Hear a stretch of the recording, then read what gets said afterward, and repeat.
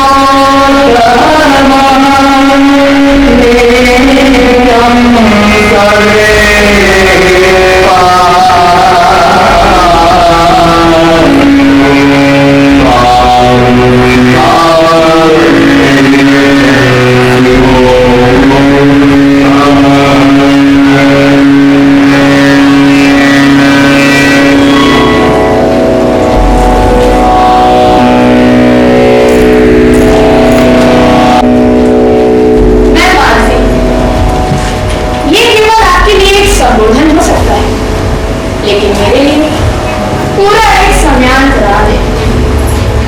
मैं राजा ययाति की कन्या से यानी महाभारत काल से लेकर वर्तमान तक की यात्रा में माझी नहीं, वह माझी आप ही हो सकती, इस सभागार के बाहर भी हो सकती है। विगत 5000 वर्षों में सब कुछ बदल गया, पर माझी नहीं, वह आज भी नहीं। आज आप सभी मेरी कहानी सुनने एक जगह आए हैं तो सुनिए।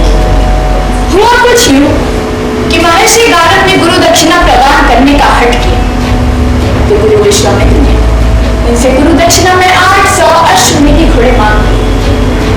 गारद अश्वमेघी घोड़ों की तलाश में इधर उधर भटकते दानवीर राजा ययाति जो अपना राजपाट छोड़ चुके थे उनके पास अपनी व्यथा लेकर पहुंचे और मेरे पिता ने मुझे दान दे दिया। तुम्हारी प्रतिज्ञा बड़ी असंगत है मुनि कुमार, इसे पूरा करने की सामर्थ्य की अपेक्षा तो तुमसे तुम्हारे गुरुदेव भी नहीं करते। ययाति के द्वार में जो भी आज तक आया वो कभी खाली हाथ नहीं लौटा, यही सुना था महाराज। पर महाराज मुझसे भूल गई, मुझे क्षमा कीजिए। तुम मेरी निस्सहायता पर व्यंग कर रहे हो मुनि कुमार। ययाति के द्वार से आज तक कोई खाली हाथ नहीं लौटा। यदि मेरी साधना में दोष नहीं है तो महाराज मैं 800 अश्वमेघी घोड़े कहीं ना कहीं से प्राप्त कर ही लूंगा। तुमने मेरे आत्मसम्मान को चुनौती दी है मुनि कुमार। तुम ययाति के द्वार पर आए हो, मार्गी को बुलाओ। जिस कठिन परीक्षा में तुम फंसे हुए हो मुनि कुमार, उसी में तुम मुझे भी डाल रहे हो। मैं तुम्हें 800 अश्वमेघी घोड़े तो नहीं दे सकता, लेकिन अपनी एकमात्र पुत्री को तुम्हें सौंप सकता तो बड़ी गुणवती उसे पाकर कोई भी राजा तुम्हें 800 अश्वमेघी घोड़े दे देगा और तुम्हारी अभ्यर्थना पूर्ण हो जाएगी।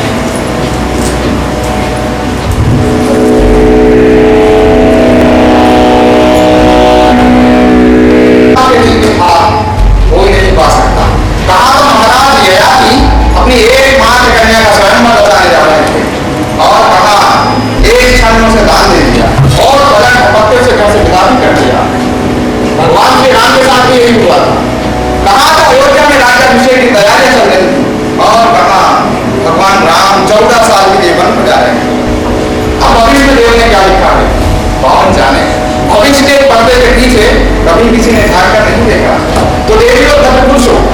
अग्नि कुमार गाला और देवी मालती घोड़ों की तलाश में निकल पड़े।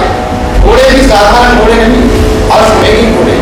यह घोड़ा बड़ा विरल होता, यह वह घोड़ा जिसका शरीर सफेद और कान काले रंग के, इसीलिए इसे श्याम करनी भी कहते हैं।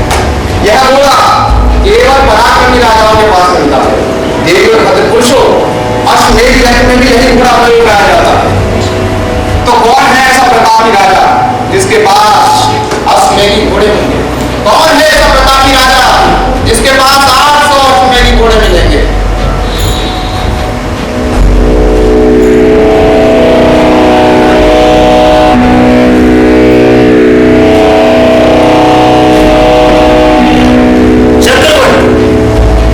चक्रवर्ती राजा को जन्म दी, माधवी से जन्म देगी वो चक्रवर्ती राजा बने, इसी कहा था गुरु महाराज। क्या माधवी के गर्भ से पैदा होने वाला गालव का पुत्र भी चक्रवर्ती राजा बन सकता है? चक्रवर्ती गालव मेरे सामने संभावना के कैसे प्रसाद होने लगे। माधवी को पाने का अर्थ है चक्रवर्ती राजा तक बन जाने की संभावना।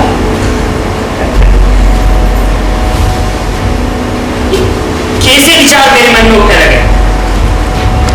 मैं वचन करता हूं, मुझे गुरु दक्षिणा का ऋण चुकाना है और माधवी मेरा ऋण चुकाने का माध्यम, इससे अधिक कुछ नहीं। यदि 800 घोड़े के बदले माधवी को किसी राजा को दान देने का अर्थ होगा माधवी को सदा के लिए खो देना, वह किसी राजा की पटरानी बन जाएगी। 800 अश्वमेधी घोड़े वे मिलेंगे कहां? गुरु महाराज हमसे मेरे दंड लेना चाहते हैं। उन्होंने जानबूझकर मुझे ऐसी परीक्षा में डाला है ताकि मैं विफल हो जाऊं और उनके सामने घुटने टेककर क्षमा याचना करने लगूं। भला एक विद्यार्थी 800 घोड़े कहां से जुटा सकता है? वे अवश्य ही मुझे लज्जित करना चाहते हैं। उन्होंने आज तक तो अपने किसी शिष्य के साथ ऐसी गुरुदक्षिणा नहीं मांगी, भला मुझ पर ऐसी कृपा क्यों? ऐसे विचार मेरे मन में उठने लगे। क्या मैं पदभ्रष्ट हो रहा हूं? अपने दायित्व को भूल रहा हूं? गुरु महाराज ने मुझे एक परीक्षा में डाला है और ये परिस्थितियां मुझे दूसरी परीक्षा में डाल रही। माधवी के मन में क्या है? वो क्या सोचती है? कौन जाने, यदि मैंने गुरु दक्षिणा का वचन पूरा कर भी दिया तो मुझे मिलेगा क्या? बस इतना बस संतोष कि मैंने गुरु दक्षिणा जुटा दी, बस। और इसके लिए मैं माधवी को सदा के लिए खो दूं। माधवी को खो देना, अपने भाग्य को खो देना, ये भाग्य की कैसी क्रूर विडंबना। माधवी मेरे जीवन में सागर करके आई, उसके द्वारा मैं गुरु दक्षिणा का वचन पूरा कर सकता हूं और उसी के द्वारा मैं चक्रवर्ती राजा भी बन सकता हूं। तुम देश प्रलोभन में पड़ रहे हो दिमाग। कल तो आत्महत्या करने जा रहे थे और आज चक्रवर्ती राजा बनने के सपने देखने लगे हो। क्या तुम दो व्यक्तियों के साथ विश्वासघात करोगे? एक अपने गुरु के साथ भी और महाराज ययाति के साथ भी।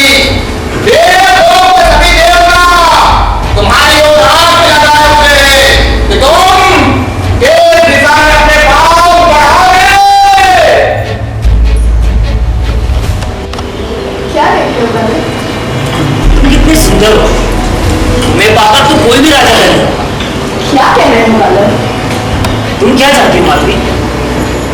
मैं क्या चाहूंगी? मेरे जाने से क्या होता है गालव? मैं तो तुम्हारी गुरु दक्षिणा का एक निमित्त मात्र हूं। ये तुम क्या कह रही हो माधवी? तुम तो दान में ययाति कन्या, जिस पुत्र को तुम जन्म दोगी वह चक्रवर्ती राजा बनेगा, ऐसा तुम्हें देवताओं से वरदान प्राप्त। फिर भी तो निमित्त ही बनूंगी गालव। आज तुम्हारे लिए, कल किसी राजा के। माधवी, तुम्हें तो बहुत बड़ा दायित्व भी निभाना है। पर क्या बात है, तुम बड़ी खोई सी लग रही हो। क्यों? क्या मैं नाचूं? गाओ, अपने भाग्य पर एक गाओ। पिताजी ने आदेश दिया तो तुम्हारे साथ चलिए।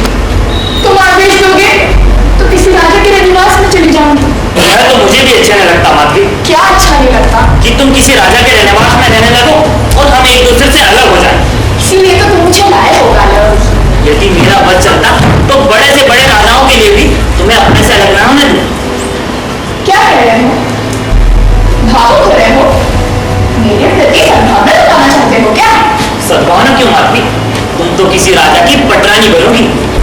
पर वह मेरा स्वयंवर तो नहीं होगा गालव। मैं तो दुल्हन पर चढ़ाई जाऊंगी। कोई राजा घोड़े देकर बदले में मुझे ग्रहण करेगा। लगता है तुम्हें बात अच्छी नहीं लगी। पिताजी का आदेश रखा है। यदि तुम आश्रम में बनी रहती तो तुम्हारे पिता तुम्हारा स्वयंवर रचाते और जाने किस भाग्यवान राजा के गले में तुम पुष्पमाला डालती। कौन जाने क्या? माधवी, क्या ये सच है जो तुम्हारे पिता कह रहे हैं? क्या? कि तुम जिस पुत्र को जन्म दोगी वह चक्रवर्ती राजा बनेगा। मैं क्या सोचेगा? हाँ, सच। आश्रम में एक बार एक सन्यासी महात्मा आए थे। वे ज्योतिष जानते थे। उन्होंने नियम भविष्यवाणी की थी। इससे किसी राजा के हाथ में मुझे सौंपना तुम्हारे लिए आसान हो जाएगा। चक्रवर्ती राजा बनने की बात सब किस राजा के दिल में नहीं होगी? कैसे मिटाना है गालव? जो व्यक्ति पहले ही राजा है, लोगों पर राज करता है, वह चक्रवर्ती राजा बनना चाहता है। अश्वमेध के घोड़े दौड़ाता है राजा से चक्रवर्ती राजा। महत्वाकांक्षा का होना तो स्वाभाविक है माधवी। पर तुम्हें तो ऐसी महत्वाकांक्षा नहीं है ना गालव। तुम तो साधक हो, अपना वचन निभाना चाहते हो। क्यों? चलो छोड़ूंगा तो हम केवल अपना अपना कर्तव्य निभाएंगे। मैं अपने पिता के प्रति, तुम अपने गुरु के प्रति। अश्वमेध के घोड़े कहाँ मिलेंगे? किस राजा के पास? तुमने कभी अश्वमेध की घोड़ा देखा है? नहीं माधवी, मैंने अभी तक नहीं देखा। तुम्हें एक बात बताता है। क्या माधवी? बड़ी विचित्र बात है, मैंने तुम्हें अभी तक नहीं बताई है। जिस दिन तुम आश्रम में आए थे उस दिन मैं तुम्हें देखकर चकित रह गई थी। क्यों माधवी? क्योंकि उसी रात मैंने एक विचित्र सपना देखा था। कैसा सपना माधवी? मैंने देखा घना जंगल है, दूर दूर तक फैला हुआ। इसमें तरह तरह की आवाजें आ रही हैं, जानवरों की, पक्षियों की, और इन आवाजों के बीच सहसा भक्ति घरों की प्राप्त सुनाई देने लगती है। फिर क्या देखती हो कि पेड़ों की घनी छांव में से घोड़ा निकलता सामने आता है, सफेद रंग का। फिर दो, फिर तीन, फिर कितने ही घोड़े, सभी सफेद रंग के, एक बात में आकर खड़े हो जाते हैं।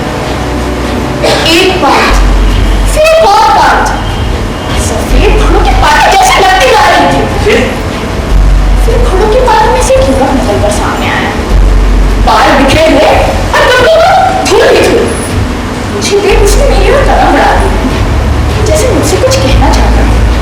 पर सहसा वह फिर घोड़ों के पातों के बीच खो गया और मैं आंखें फाड़ उसे देखती रह गई। इसीलिए उस दिन प्रातः जब तुम आश्रम में आए तो मुझे लगा तुम सीधे मेरे सपने में से निकलकर चले आ रहे हो। मेरा भाग्य बनकर आया गालव। माधवी, ये भाग्य की कैसी क्रूर विडंबना। एक वो हमें मिला भी रहा है और एक दूसरे से अलग भी करना चाहता है। माधवी, मैं भी तुम्हें एक बात बताऊं। क्या? हमारे पिता के आश्रम आने से पहले मैं आत्महत्या करने जा रहा था, अपने प्राण त्याग ही देता। अभी उसी समय एक व्यक्ति मेरे पास आया जो तुम्हारे पिता के आश्रम जाने को कहा। यदि वो व्यक्ति नहीं आते तो पर मेरे भाग्य में तुमसे जो मिलना लिखा था इसमें निश्चय ही किसी देव का हाथ है।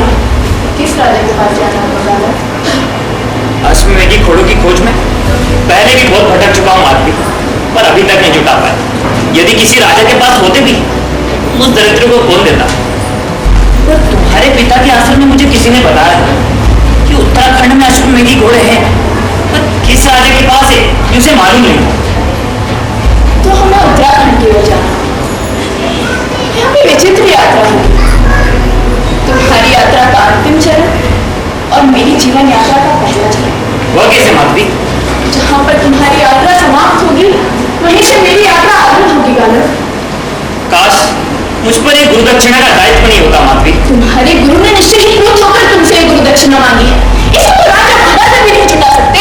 मैं क्या जानूं माधवी, गुरु दक्षिणा देने का है तो मैंने ही किया था, पर मुझे क्या मालूम था कि वो ऐसी गुरु दक्षिणा मांग लेंगे। अगर तुम उनके पास लौट जाओ तो मैं निश्चय ही तुम्हें ऋणमुक्त कर देंगे। यदि उन्होंने मुझे ऋणमुक्त कर दिया तो क्या तुम अपने पिता के पास वापस लौट जाओगे?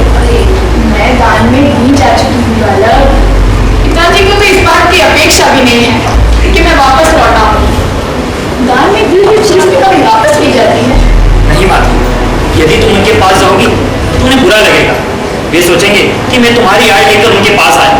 वे मुझे श्राप भी दे सकते हैं, मेरा अपमान भी कर सकते हैं। मुझे अपमान कैसा? मुझे तो जो कुछ मिले से उधार करना चाहिए। सुनो बालक, गुरु विश्वामित्र के पास में अकेले जाऊंगी। मैं उनसे तुम्हारे लिए समय याचना करूंगी। मैं उन्हें सारी बात बताऊंगी। मैं उनसे कहूंगी कि तुम इस गुरुदक्षिणा के लिए जगह जगह भटक रहे हो और बूढ़े ना मिलने पर आत्महत्या करने जा रहे थे। मैं उनसे कहूंगी कि मैं राजा ययाति की कन्या और मेरे पिता ने 800 वर्ष तक की घोड़ों के लिए मुझे तुम्हारे हाथ सौंपा है। वे मान जाएंगे। नहीं माधवी, वे सोचेंगे कि मैंने तुम्हें उनके पास भेजा है ताकि मैं अपनी प्रतिज्ञा पालन से विमुख होना चाहता हूँ। मेरी 12 वर्षों की साधना पर पानी फिर जाएगा माधवी। मैं तुम्हारी हेठी नहीं चाहती गालव, मैं तुम्हें उत्तीर्ण देखना चाहती हूँ। इस गुरु दक्षिणा ने मुझे मझधार में जोड़ दिया है माधवी। मझधार में क्यों गालव? तुम तुम्हारी प्रतिज्ञा पूरी करोगे, तुम्हारी लक्ष्य की सिद्धि होगी। इसके अतिरिक्त कोई दूसरा विकल्प नहीं है। हमारे भाग्य में ऐसा नहीं बता है। चलो गालव, चलो और गालव, क्या माधवी? उत्तराखंड की ओर हम लंबे से लंबे मार्ग से जाएंगे ताकि अधिक समय एक दूसरे के साथ बिता सकें। वनों पर्वतों को तुम्हारे संग लाते हुए मुझे अच्छा लगे। चलो गालव। कुमार, पर यह हमें बड़ी विचित्र सी लगी। हम यह मान लेते हैं कि तुम ऋषि विश्वामित्र के विद्यार्थी हो, पर तुम्हारे गुरु अश्वमेध की घोड़े लेकर क्या घोड़ों का व्यापार करना चाहते हैं या वे स्वयं अश्वमेध यज्ञ करना चाहते हैं? बड़ी विचित्र सी अभ्यर्थना। हम यह मान लेते हैं कि यह युवती महाराज ययाति की कन्या है। यूं देखने से इसे राजकुमारी कौन कहेगा? वेशभूषा से तो ढीली जान पड़ती है। यह इस पुत्र को जन्म देगी जो चक्रवर्ती राजा बनेगा। केवल तुम्हारे कह देने से हम इस युवती को अपने रविवास में ले और तुम्हें अश्वमेध की घोड़े दे दें। महाराज, इसी विश्वास के साथ तो महाराज ययाति ने माधवी को मेरे हाथों सौंपा। इसका कोई प्रमाण? सामने आओ युवती। अब राजकुमारियों जैसा दर्प तुम्हें नहीं हुआ था। दान में दी हुई युवती में आकर किस बात की? तुम यहाँ एक अभ्यर्थी बनकर आई हो।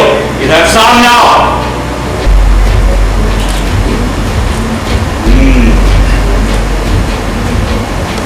भाव भंगिमा में शिष्टता पाई जाती। युवा, तुमने हमारे प्रश्न का उत्तर नहीं दिया। महाराज, इससे अधिक मैं क्या कह सकता हूँ जो इसके पिता महाराज ययाति ने कहा। हम महाराज ययाति का बड़ा आदर करते हैं और तुम पर भी विश्वास करते हैं। बस सौदे इस तरह नहीं पटाए जाते युवा कि केवल तुम्हारे कह देने से हम इस युवती को अपने रविवास में ले लें और तुम्हें अश्वमेध की घोड़े दे दें। महाराज, आप स्वयं इसके लक्षणों की जांच करवाएं। ठीक है, यही उचित होगा, पर इससे भी क्या होगा? बड़े से बड़े राज ज्योतिषी की भविष्यवाणी उस समय तक मात्र अनुमान समझी जाती है जब तक की बात सिद्ध नहीं हो जाती। ठीक है, राज ज्योतिषी को बुलाया जाए। सोना भी जब लिया जाता है युवा तो तोड़ मोड़ करके लिया जाता है। हमने तो सुना था कि महाराज ययाति अपनी कन्या का स्वयंवर करने जा रहे हैं। हमें नहीं मालूम था कन्या स्वयं चलकर हमारे पास आ जाएगी। हम तुम्हारे शील स्वभाव से काफी प्रभावित हुए। महाराज की जय हो। आ गया। हाँ महाराज। हम इस युवती के लक्षण जानना चाहते हैं। ठीक से जांच कर बताइए और कुछ भी छिपाइएगा नहीं। हाँ, बड़ा चढ़ा कर तो बिल्कुल भी नहीं बताइएगा। जो आज्ञा महाराज। इधर आओ युवती। हाँ तो युवा, अश्वमेध की घोड़ों की खोज में और कहाँ गए? महाराज, उत्तराखंड में सबसे पहले आप ही के द्वारा है। हम पर ही ऐसी कृपा क्यों? उत्तराखंड में और भी राजा है जिनके पास अश्वमेध की घोड़े। महाराज, सभी आप ही का नाम लेते थे, इसलिए सबसे पहले मैं आप ही के द्वार उपस्थित हुआ। पर हम अभी तक यह नहीं समझ पाए हैं कि तुम्हारे गुरु अश्वमेध की घोड़ों का क्या उपयोग करेंगे। ययाति तो राजपाट छोड़कर आश्रमवासी हो गए। अब क्या आश्रमवासी विश्वामित्र राजपाट करना चाहते हैं? महाराज मैं क्या जानूं? युवक, तुम तो अश्वमेध की घोड़े पाकर अपने दायित्व से मुक्त हो जाओगे, परंतु हमें पुत्र लाभ में युवा तो यह सौदा किस काम का? कहिए राज ज्योतिषी, क्या पता चला? युवती राजकन्या है महाराज। हमें प्रसन्नता हुई, पर तुमने कैसे जाना? महाराज सभी लक्षण बता रहे हैं। ऐसे लक्षण बड़े ही विरल होते हैं। अच्छा, युवती राजकन्या ही नहीं, वह कीर्ति चक्रवर्ती राजा को जन्म देगी और इसके गर्भ से जन्म लेने वाले बालक में चक्रवर्ती राजा के गुण पाए जाएंगे। महाराज आपकी मनोकामना पूरी होगी। अच्छा, पर तुमने कैसे जाना? महाराज क्या एक एक लक्षण अब गिनकर बताएं? हाँ, बताइए। महाराज ज्योतिष ग्रंथों में लिखा है, ऐसी युवती जिसकी पीठ सीधी हो, कपोल तथा नेत्रों के कोए ऊंचे हो, स्तन युगल और नितंब ऊपर की ओर उठे हो, कमर पतली, केश, हाथ, दांत और पैरों की उंगलियां कोमल हो। कहो कहो राज ज्योतिषी, कहते जाओ। मुंह से कुछ कहो युवती। कुछ कहो युवती। राज ज्योतिषी तुम्हारा कंठ का निरीक्षण करना चाहते हैं। कुछ कहो। ये क्या हो रहा है गालव? ये तो मुझे कहाँ ले आए हो? मेरे साथ किस जन्म का वह चुकाने आए हो? मैंने ऐसा क्या पाप किया था जिसका यहाँ फल मिल रहा है मुझे? कंठस्वर गंभीर है महाराज। अच्छा। ऐसी युवती जिसका कंठस्वर गंभीर हो, नाभि गहरी, स्वभाव स्थिर और गंभीर हो। बुखार युवती।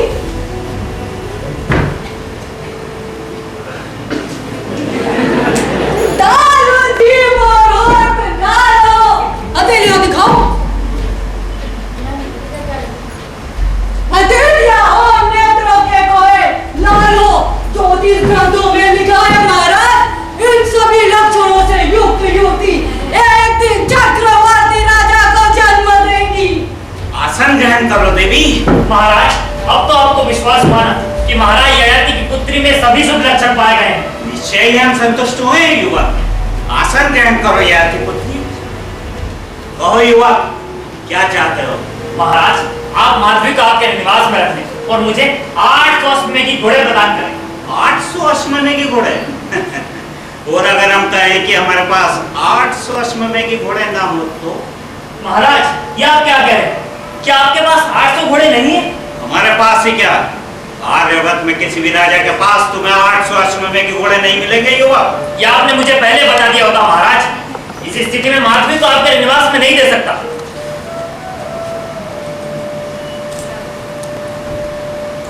इस युवती के लक्षण जानने के बाद हम इसे कहीं नहीं जाने देंगे। सुनो युवक, हमारी यहाँ शोशाला में 200 अश्वमेध के घोड़े हैं, जिन्हें हम तुम्हें गिन कर दे देंगे, परंतु वह भी नहीं, वह भी पुत्र लाभ के बाद। असंभव, केवल 200 घोड़े महाराज। युवती हमारे निवास में बनी रहेगी। हाँ, हम इसे पटरानी भी बना सकते हैं। जब इसके गर्भ से हमें पुत्र लाभ होगा तो हम तुम्हें 200 अश्वमेध के घोड़े गिन कर दे देंगे। केवल 200 घोड़े महाराज? पर महाराज मुझे तो गुरु दक्षिणा के लिए 800 घोड़े जुटाने हैं। 200 घोड़े, इससे अधिक घोड़े हमारे पास नहीं है। यह असंभव महाराज। मैं शेष 600 घोड़ों का प्रबंध कैसे करूंगा? यह हम नहीं जानते। युवती हमारे निवास में बनी रहेगी पुत्र लाभ के बाद। हाँ, शेष घोड़े धीरे धीरे तुम्हें जुटाते जाएंगे। यह संभव है महाराज। चलो माधवी, यहाँ हमारी भूल थी। 200 घोड़े के बदले में तुम्हें नहीं दे सकता। किस भुलावे में पड़े हो युवक? समस्त आर्यवत में तुम्हें किसी भी राजा के पास 800 अश्वमेध के घोड़े नहीं मिलेंगे। पर महाराज मुझे तो गुरु दक्षिणा के लिए 800 घोड़े जुटाने जाने।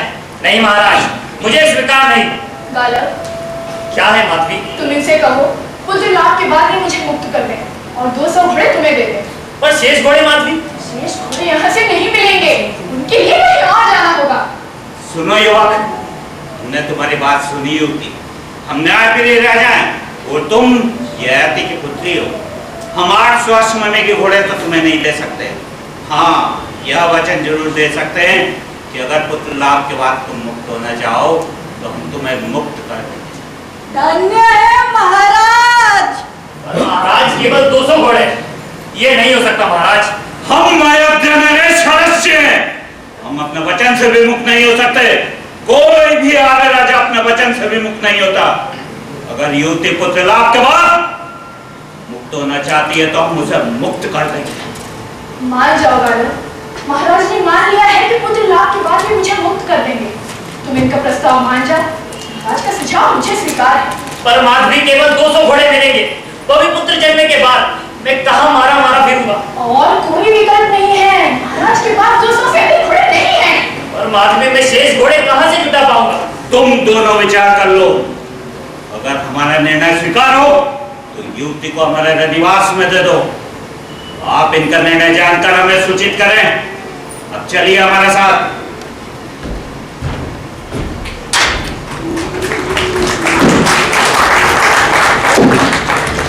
तुम स्थिति को समझो बालक, पुत्र लाभ होने पर मैं मुक्त हो जाऊंगी, हम दोनों स्वतंत्र होंगे।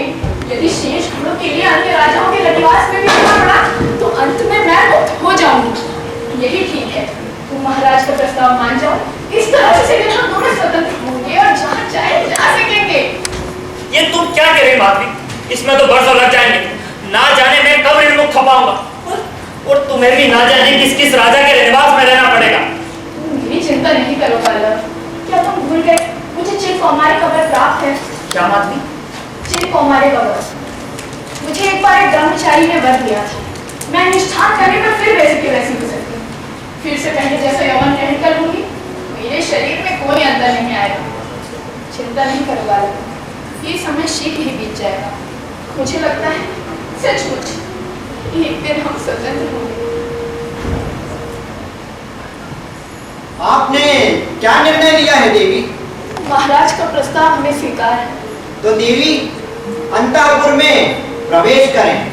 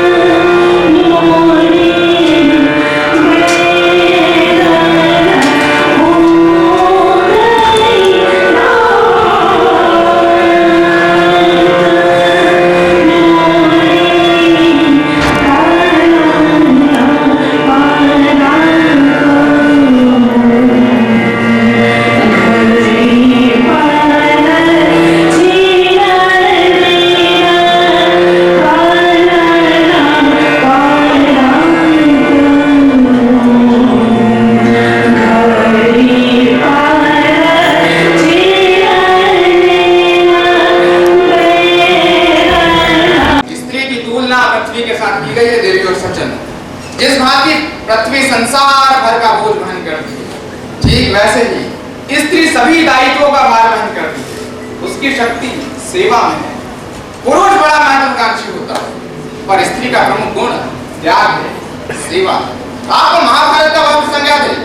माफ कीजिएगा, आप शायद ध्यान नहीं दे रहे हैं। आपको रामायण का वह प्रसंग याद है? जब राम भगवान वन को जा रहे थे, तब सीता ने क्या कहा था?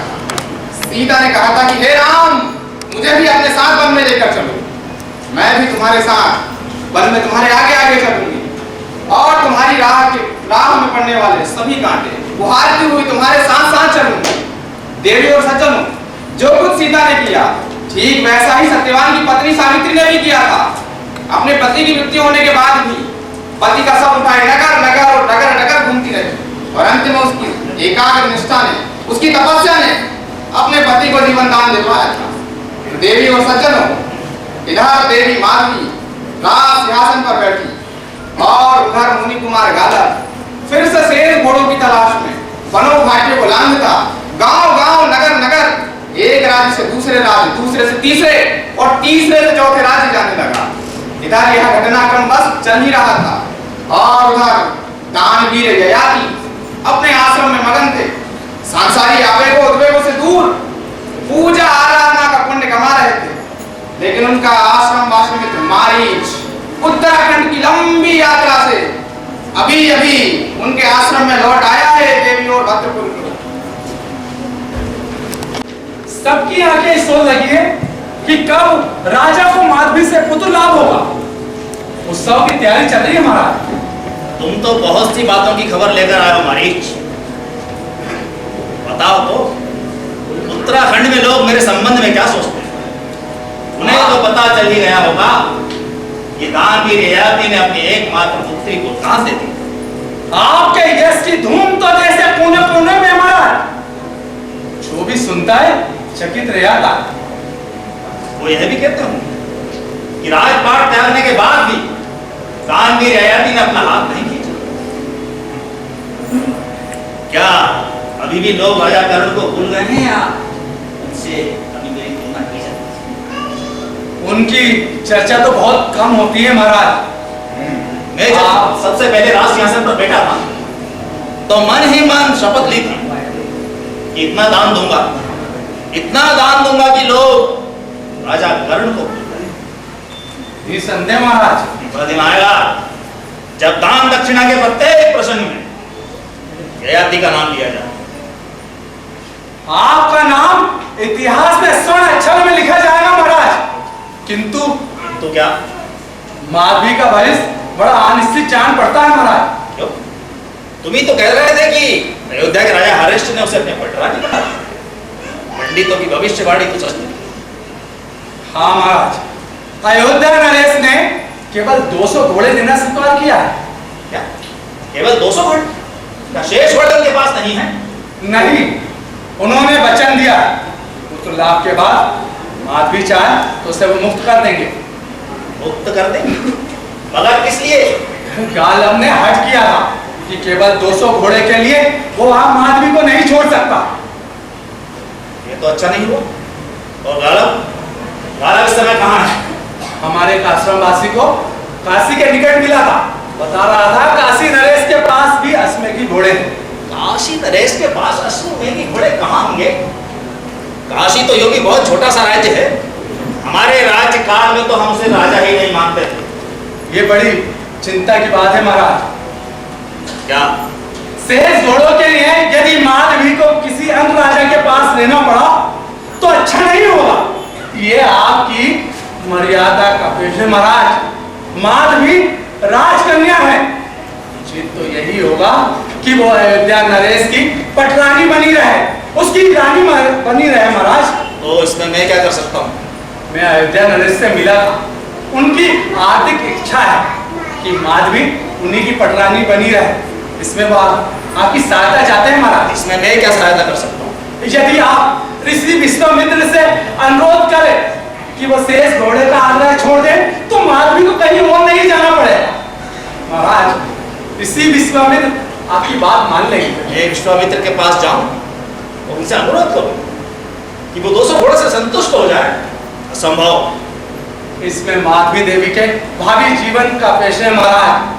यदि ऋषि विश्वामित्र अपने हट पर बने रहे और गाला भी वचनबद्ध रहा तो माधवी को अयोध्या छोड़ना पड़ेगी, और ना जाने फिर ऋषि विश्वामित्र के पास जाऊं और उनसे अभ्यर्थना करूं कि 200 घोड़े से संतुष्ट हो जाए, वे समझेंगे कि संतान होने के कारण मैं उनके पास क्षमा याचना करूंगा।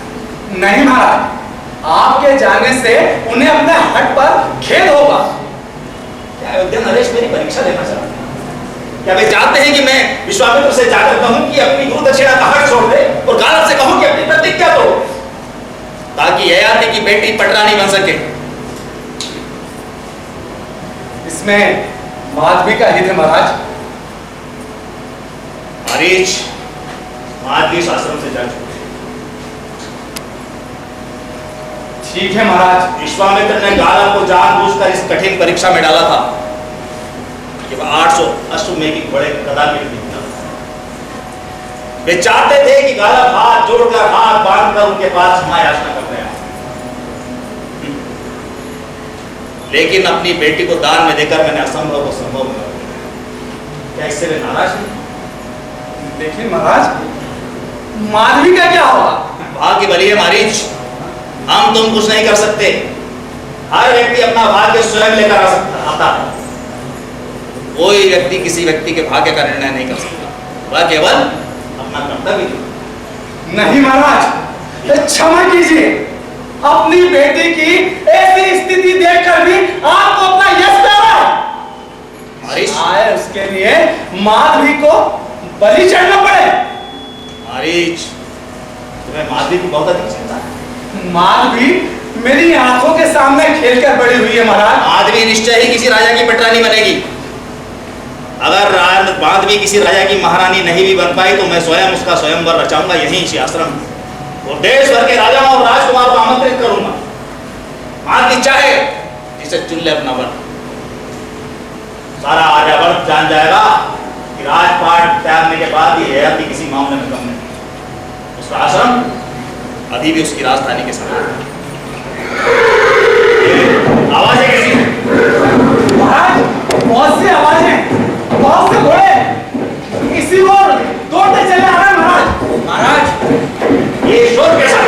इसी ओर घोड़े महाराज, अश्वमेघी घोड़े इसी ओर आ रहे हैं। 10-20 नहीं महाराज, सैकड़ों घोड़े हैं। इसके घोड़े हैं, किस तरफ जा रहे हैं? अश्वमेघी घोड़े महाराज अयोध्या से आ रहे हैं, ऋषि विश्वामित्र के आश्रम की ओर ले जाए जा रहे हैं। ओ, तो इसका मतलब हुआ कि माधवी को पुत्र लाभ हुआ है, और अयोध्या नरेश ने भी अपने वचन अनुसार 200 घोड़े जुटा दिए। महाराज, अभी भी समय है, गालब को ऋषि विश्वामित्र से ऋण मुक्त कराइए। माधवी अयोध्या नरेश की पटरानी बनी रहेगी, उनकी महारानी बनी रहेगी। महाराज, क्या उचित है और क्या अनुचित, इसका ज्ञान ययाति को तुमसे अधिक है।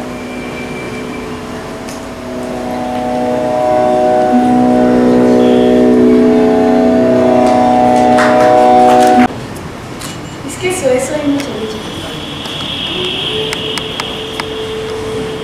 बिल्कुल आपका गया है महाराज। देखिए, आप ही के जैसा गोरा रंग, इतना ऊंचा ललाट और इतनी प्यारी सी तीखी नाक। क्या नाम रखा है महाराज ने इसका? आप नहीं जानती? महाराज ने इसका नाम वसुमना रखा है। वसुमना?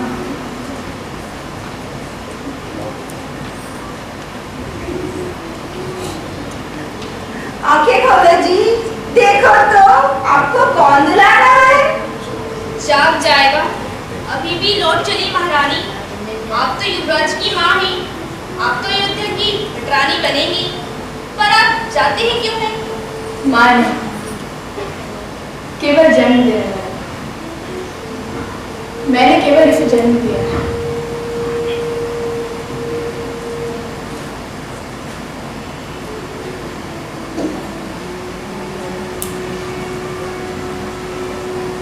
ये सब महाराज को लौटा दो। रानियों के वस्त्र आभूषण मेरे हैं। अब तुम जाओ, बच्चे को महाराज की गोद में दो।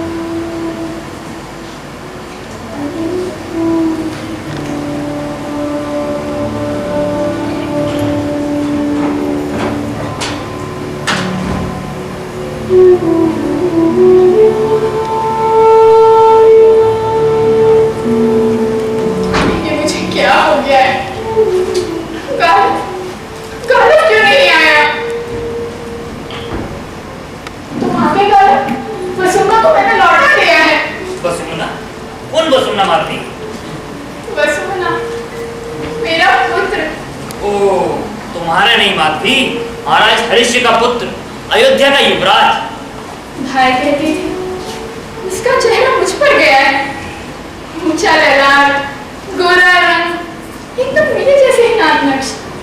वो अभी यहीं पर था, मैं उसे तुम्हें दिखाना चाहती थी, तुम देर से क्यों आए? माधवी, तुम्हें भावुकता से बचना चाहिए। ठीक कहते हो माला, अब मेरा लगता है क्या है? तुम्हें घोड़े मिल गए? हाँ माधवी, मुझे घोड़े मिल गए, 200 घोड़े, इतने अच्छे घोड़े माधवी की तुम्हें क्या बताऊं। भागते हैं तो जैसे हवा से बात कर रहे हैं, उनकी गर्दन पे जैसे अयाले नाच रही, उनके कदमों के नीचे से जैसे पृथ्वी थरथरा गई हो। मैं तो उन्हें मंत्र मुक्त सा देखता रह गया माधवी। अश्वमेघ की घोड़ों की सचमुच अपनी एक गरिमा होती है। घोड़े? ओह हाँ गालव, तो घोड़े मिल गए? हाँ माधवी, मैंने सोचा मैं कहाँ 200 घोड़ों को आप तक फिरूंगा, इसलिए अभी से भिजवा दूं। गुरुदेव भी ने पाकर प्रसन्न होंगे, वे सोचेंगे कि गालब का वचन पूरा होने लगा है। माधवी, अब हम स्वतंत्र हैं, यहाँ से जा सकते हैं। स्वतंत्र है?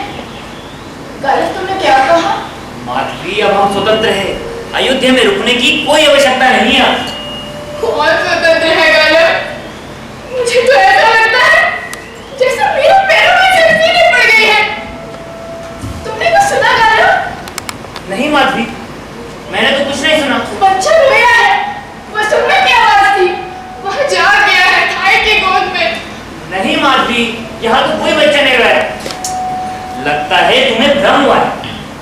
तुम क्या कह रहे थे गालब? अब हम स्वतंत्र हैं, क्या हम जहाँ चाहे जा सकते हैं? क्या तुम्हारे गुरु ने गुरु दक्षिणा से मुक्त कर दिया है? नहीं माधवी, मेरे कहने का मतलब ये नहीं था। मेरे कहने का मतलब ये कि अब अयोध्या में रुकने की कोई आवश्यकता नहीं और 200 घोड़ों को साथ में हाथ कर ले जाने का हम पर अब बोझ नहीं होगा। माधवी, तुम फिर से बैठ गई। लगता है साल भर राजमहल में रहने के कारण तुम्हारे शरीर में शिथिलता आ गई। माधवी, तुम मेरी बात तक नहीं सुन रही हो, ना जाने तुम्हारा ध्यान किस ओर है। ठीक कहती हूँ गालब, मैंने उसे सोच दूध पिलाया था। लगता है वो भी भूखा है। कौन भूखा है माधवी? बच्चे को भूल जाओ, अब तुम्हारा कुछ नहीं लगता, उसके साथ अब तुम्हारा कोई संबंध नहीं रह गया है। ओ गालब, मैं तुम्हें क्या बताऊं?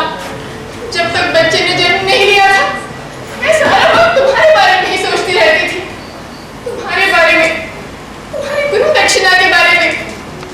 लेकिन बेटे के जन्म लेने की देर थी, न जाने मुझे क्या हो गया, मेरे लिए सब कुछ बदल गया। काशी जाएंगे, काशी नरेश दिवोदास के पास अश्वमेघी घोड़े हैं, महाराज हरिश्य ने कहा था। ऐसे महाराज का व्यवहार तुम्हारे प्रति कैसा रहा?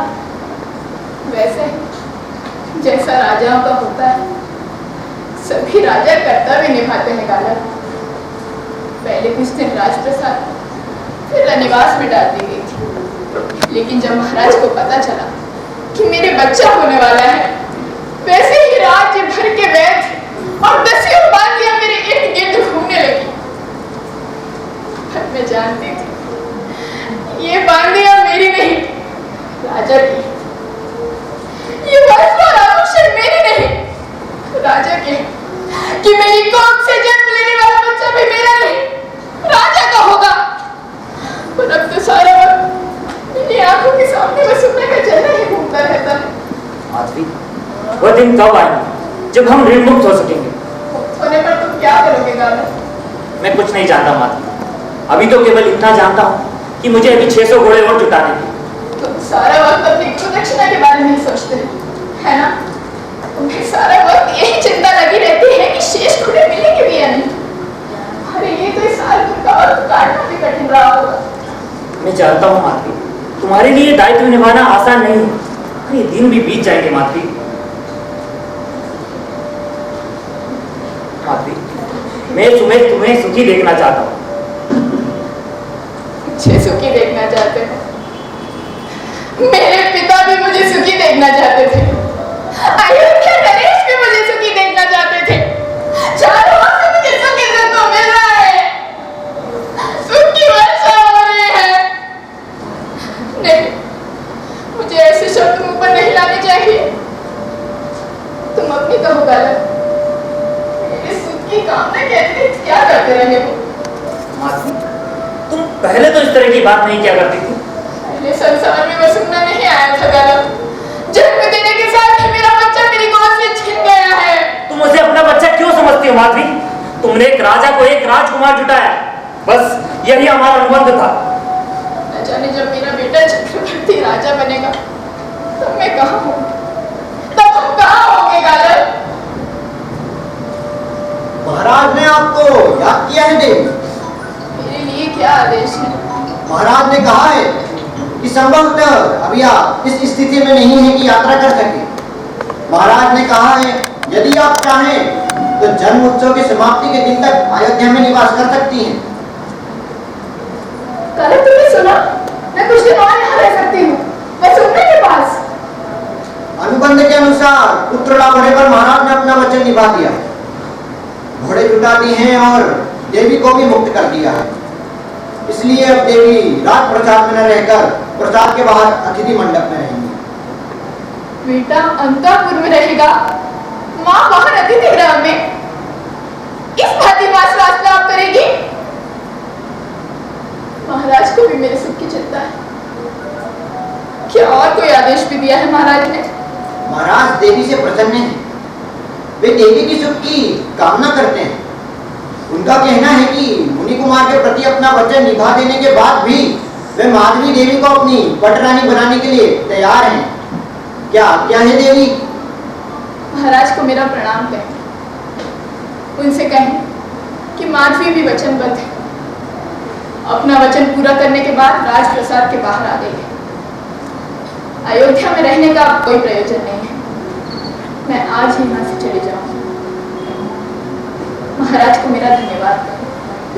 महाराज को इस बात का भी बड़ा खेद है कि माधवी देवी उनसे मिले बिना, उनसे विदा लिए बिना महलों से बाहर चली है। यही उचित था। महाराज को मेरा धन्यवाद करें। क्या आप महाराज से विदा नहीं देंगे? मुझे जिससे विदा लेनी थी ले ली है। जो आ गया। गारद, तुम्हें एक बात बताओ। क्या माधवी? इन्हीं दिनों अचानक प्रभात बेला में मेरी नींद टूट गई। अभी चारों ओर बहुत अंधेरा था। मैं शैया पर से उठकर बाहर झरोखे के पास चली गई। तभी वही दृश्य मैंने देखा जो उस रात सपने में देखा था, जब तुम मेरे पिता से मिलने आए थे। अंधेरा, छुटपुटा, तरह तरह की आवाजें, अंधेरे में भागते घोड़ों की पहचान और उनके बीच सफेद अश्वमेध का घोड़ा। मैं मंद मुख से उसे देखती रही।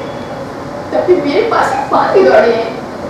बोली, महाराज का आदेश है, आज 200 घोड़े मेरे कुमार को सौंप दिए जाएंगे और आज से माधवी देवी स्वतंत्र होगी।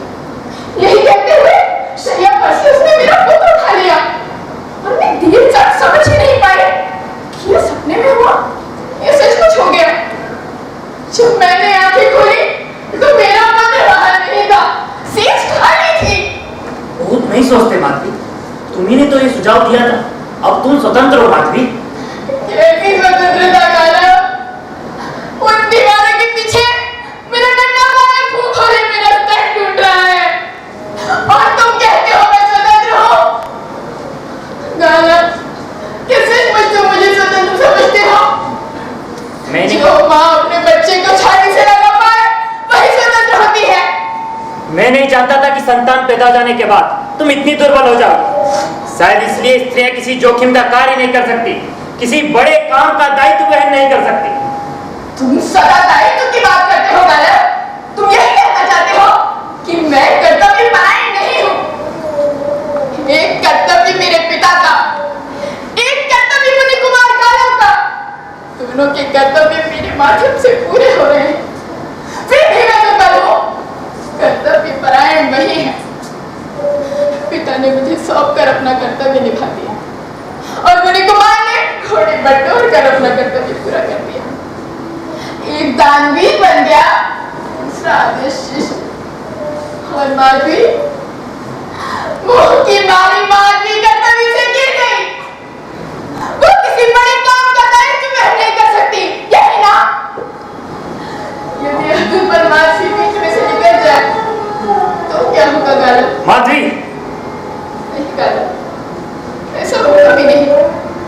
तुम्हारा संकल्प भी पूरा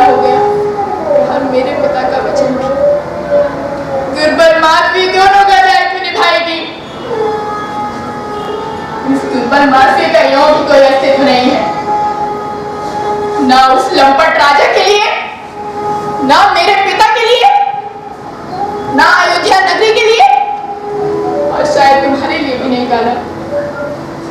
आज सचमुच मुझे स्वतंत्रता मिली है, मैं मुक्त हुई हूँ। माधवी न घर की न घाट की। तुम मन में दुखी हो माधवी, परंतु दुख में भी अपने कार्यों को, अपनी शिष्टता नहीं खोनी चाहिए। क्यों? मैंने क्या कहा है? तुमने अयोध्या ने इसको लंपट राजा कहा, यह उचित नहीं। उन्होंने अपना वचन निभाया, गिनकर मुझे 200 घोड़े दिए और तुम्हें भी मुक्त कर दिया। ऐसा व्यक्ति लंपट राजा कैसे हो सकता है? ठीक कहते हो बालक, तुम्हारी नजरों में वह लंपट कैसे हो सकता है? माधवी, तुम्हें भी शिष्ट भाषा बोलनी चाहिए। जानते हो, जिन रानियों से राजा को संतान नहीं मिली, महल की दीवारों के पीछे उनकी क्या गति हुई है? उन्हें भोजन तक के लिए भी कोई नहीं पूछता था। मेरे महल में आ जाने के बाद भी राजा ने 2 ब्याह और किए हैं। व्यंग्य में बात करने लगी हो माधवी, पहले तो ऐसा नहीं था और तुम्हारे स्वर में भी कटुता आ गई। पहले हर बात मुझे भली लगती थी, हर व्यक्ति मुझे देवता लगता था। मैं तुम्हारे कठोर अनुभव समझ सकता हूँ माधवी, परंतु वचन को भी तो निष्ठा के साथ निभाए जा सकते हैं, निष्ठा और दृढ़ता के साथ। ठीक है अब हमें कहाँ जाना होगा? काशी नरेश के पास? क्या उनके पास भी 200 घोड़े हैं? हाँ माधवी। और वे भी चक्रवर्ती पुत्र के ललायत हैं।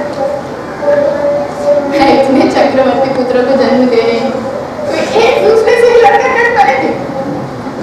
क्या काशी नरेश की भी कोई संतान नहीं है? हाँ माधवी, उन्हें अभी तक पुत्र लाभ नहीं हुआ। और वे 1 वर्ष के लिए मुझे अपनी पटरानी बनाएंगे। कुछ ही दिन पहले महारानी यज्ञ करवा दी। यज्ञ में दी गई आहुति से पुरोहितों ने भविष्यवाणी की कि मैं शीघ्र ही पुत्र लाभ होगा। पुरोहितों ने भविष्यवाणी की है कि मेरी कोख से एक और बालक का जन्म होगा, काशी के नरेश का। हाँ माधवी, यही कहा। तुमने बच्चे का रोना सुना काला? नहीं माधवी, यहाँ तो कोई बच्चा नहीं रोया। मैं अपने आने वाले बच्चे का रोना सुन रही थी काला। ओ काला, तुमने मुझे किस जल्दी आग में छोड़ दिया है? मैंने तुम्हारा क्या बिगाड़ा था? मैंने अपने पिता का क्या बिगाड़ा था? माफ करना काला, मैं सचमुच बड़ी दुर्बल हूँ। मैं स्वयं अपनी दुर्बलता पर लज्जित हूँ। चलो काला, जहाँ ले चलोगे चलोगे। तुम ही मेरा भाग्य हो काला, तुम ही मेरी नियति हो।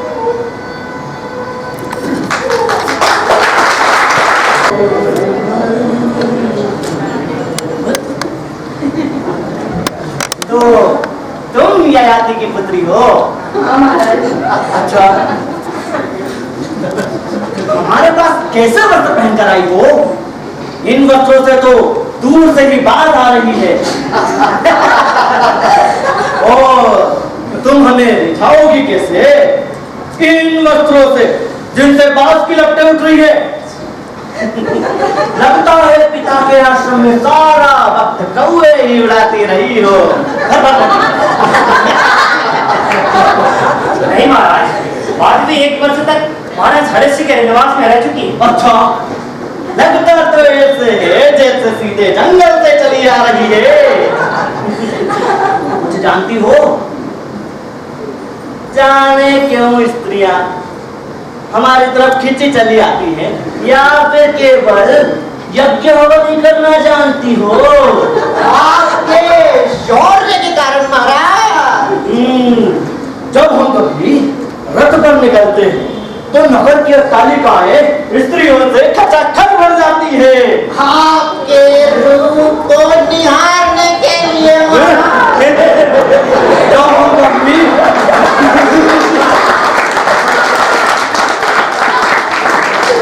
जब हम कभी वाटिका में विचरण करते हैं तो पेड़ पौधों के पीछे से कितने ही लोग हमें ताकते रहते हैं।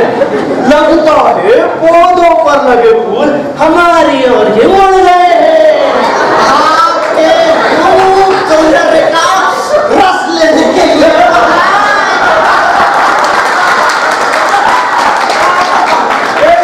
ही जान पड़ता है।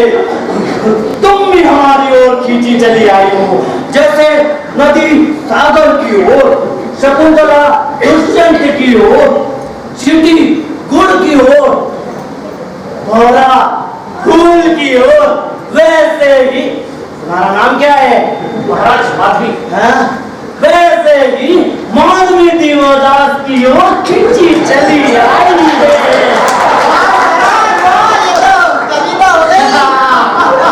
मुझे जानती हो, स्त्रियां श्रृंगार तो बहुत करती हैं, परंतु कुछ जानती नहीं। अब हमारी पहली रानी को भी ले लो। पहली बार जब ट्रेन कक्ष में आई तो सारे आभूषण पहनकर आई। वो जानती ही नहीं थी कि आभूषण चुभते हैं। हमारा सारा शरीर खिल गया। चंदन लगा रही हो, पर लिपाई कर रही हो, इसे तुम चंदन लगाना कहती हो? तुम्हारा कोई प्रेमी है? उसे भी ऐसे ही गाना लेपती हो जैसे हमारे शरीर पर लेप रही हो।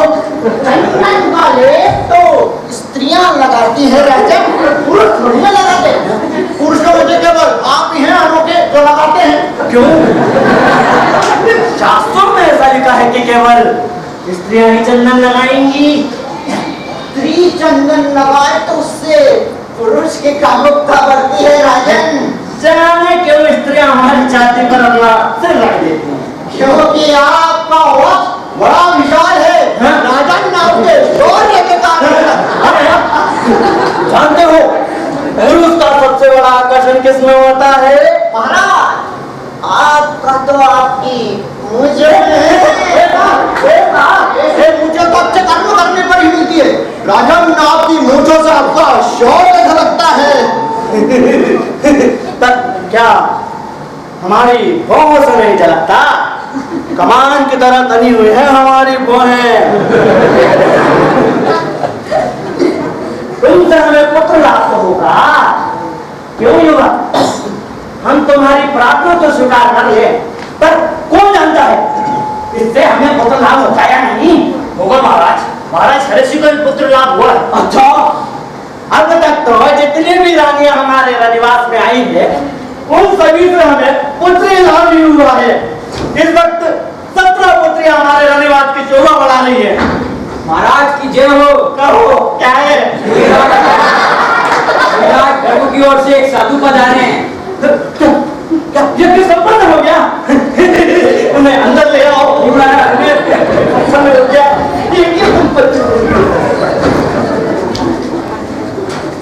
ये कहिए महाराज। आज ही यज्ञ में आहुति देने के बाद विराज ने भविष्यवाणी की है, देवगण आपसे प्रसन्न है। हम महाराज के अनुग्रह से अभिभूत हुए हैं। आज ही अनुष्ठान संपन्न हुआ महाराज। मुनिराज ने आशीर्वाद दिया है, शीघ्र ही आपके वंश में वृद्धि होगी। वृद्धि तो पिछले 20 वर्ष से हो रही है महाराज। पुत्र की या पुत्री की? वीर पुत्र की महाराज। क्या हमें पुत्र लाभ होगा? भाव की बलि है। जिस स्त्री से हमें पुत्र लाभ होने वाला है वह पहले ही हमारे सामने प्रेम की झोली फैलाए खड़ी है। क्या सचमुच 17 पुत्र के बाद हमारे यहाँ बेटा होगा?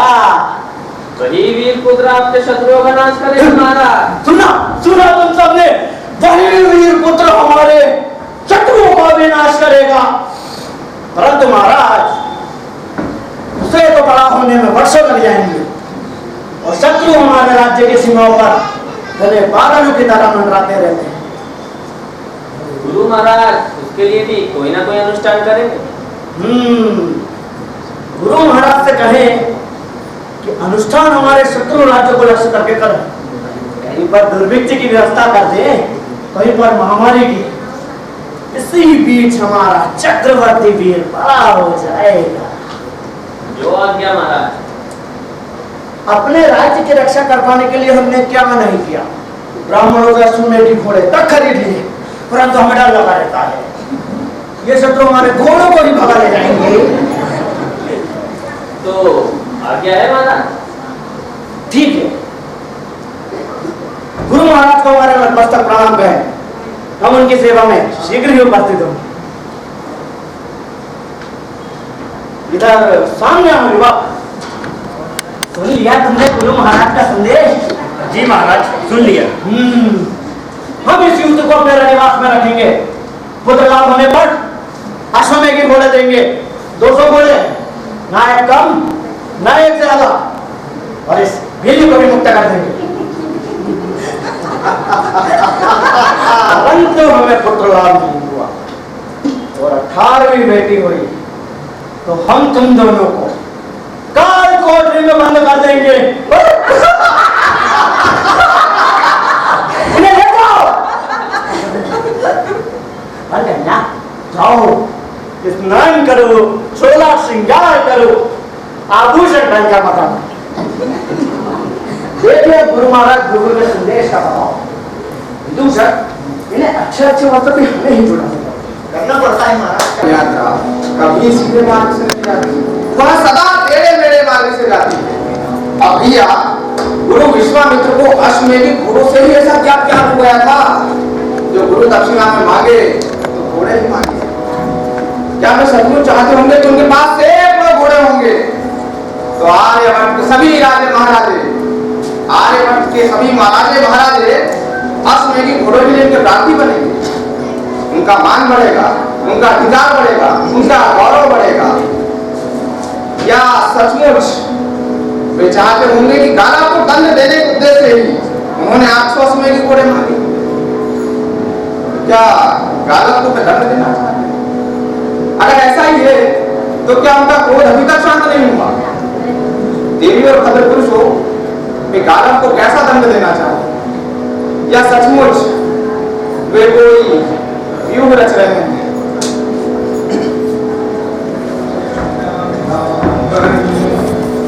चुप रहा महाराज, परंतु अब मैं बोले बिना नहीं रहता।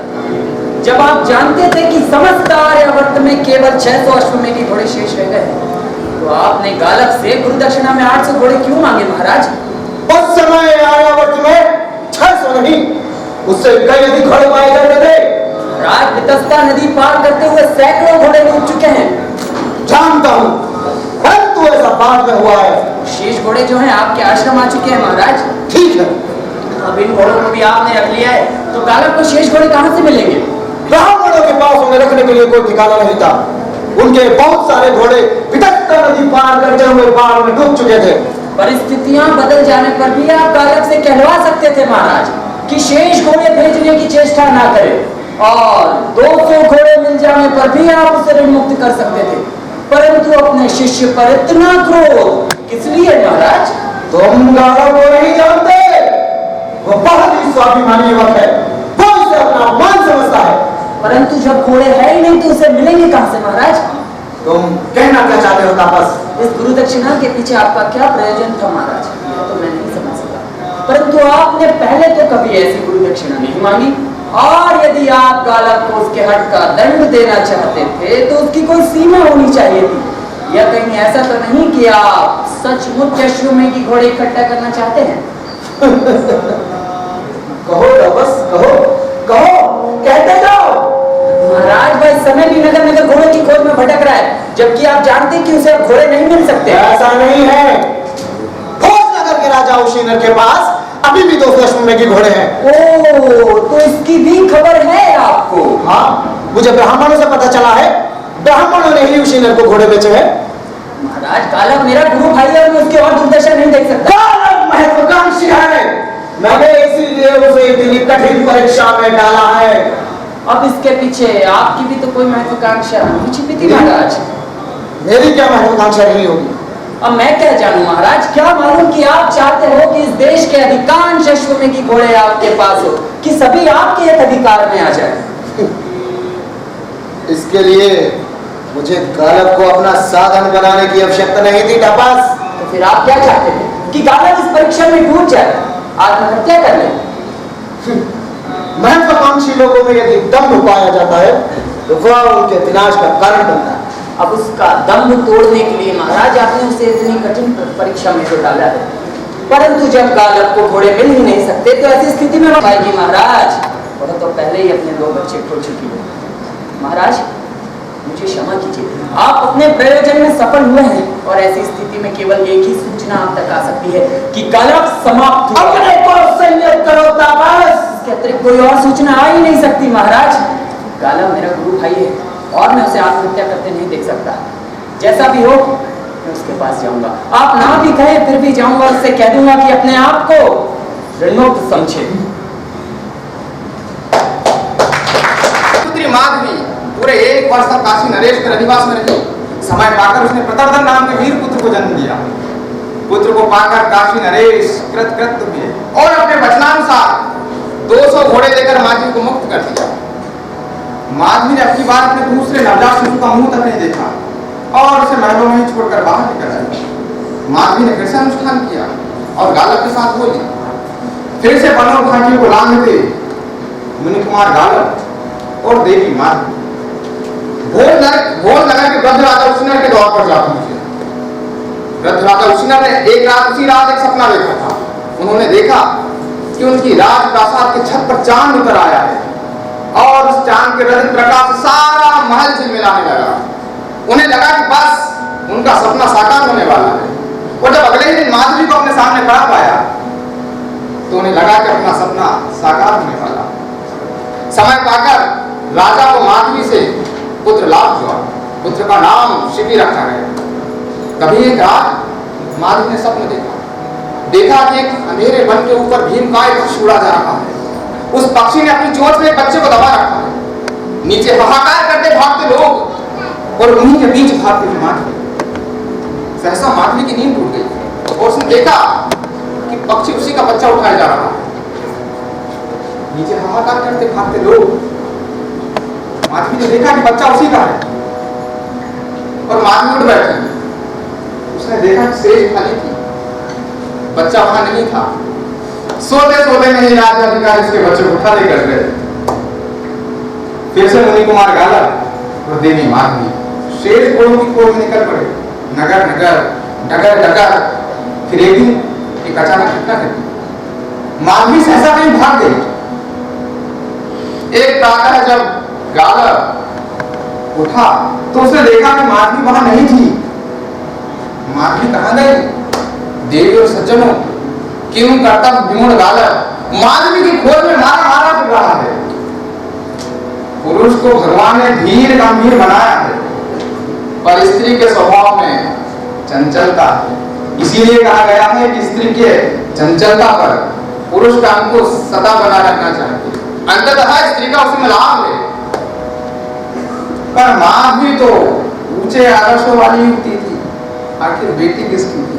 महाराज ययाति की ना, या किसी और की? पर मति बदलते देर नहीं लगती। कहां तो इतने निष्ठा, आस्था और कहां इतनी मायावी और अबूझ कि बिना बताए कहीं गायब हो गई। और बेचारा मुनि कुमार गालव माधवी की खोज में मारा मारा फिर रहा है। पत्तों की नाव के सहारे मैंने सागर पार करने की चेष्टा की। अभी तो ये विश्वास नहीं होता, क्या माधवी मुझे यूं छोड़कर वसधार में कहीं चली गई? क्या माधवी मुझे छोड़कर सचमुच किसी राजा के पास चली गई? उसके मन में क्या था मैं कुछ नहीं जान पाया। कहां तो प्रेम की शपथ और आश्वासन और कहां क्या माधवी पर विश्वास करना मेरी भूल थी? तापस तुम? मैं तो तुम्हें यहाँ खोदते हुए चले आ रहा हूँ। तुमने माधवी को कहीं देखा है तापस? क्या वो तुम्हारे साथ नहीं है? नहीं गालव, मैंने ययाति पुत्री को नहीं देखा।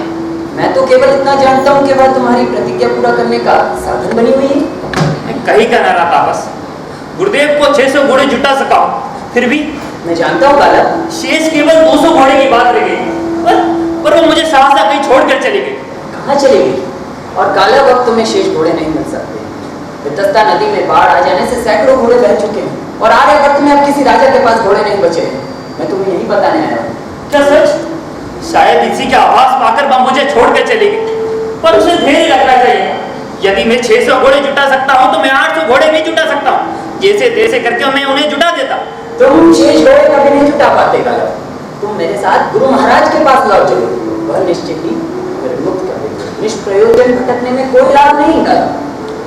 माधवी भी यही कहा करती थी, पर मैं नहीं माना। मैंने कहा यदि मुझे दास रत्ती भी करनी पड़े तो मैं शेष घोड़े जुटाऊंगा। और देर तक अनुनय विनय करती रही, पर मैं नहीं माना। मुझे डर था यदि मैं गुरुदेव के पास खाली हाथ लौटा तो वह मुझे श्राप दे देंगे। शायद इसी बात पर वो मुझे छोड़ के चली गई। तापस हम थके मांदे एक कुटिया में विश्राम कर रहे थे। प्रातः जब मैं उठा तो देखा माधवी वहां नहीं थी। मैंने उसे बहुत ढूंढा तापस, पर वह मुझे नहीं मिली। तापस वह मुझे मझधार में छोड़कर कहीं चली गई। मझधार क्यों गालब? तुम अपने आप को रणमुक्त समझो और माधवी का भी पता चल जाएगा।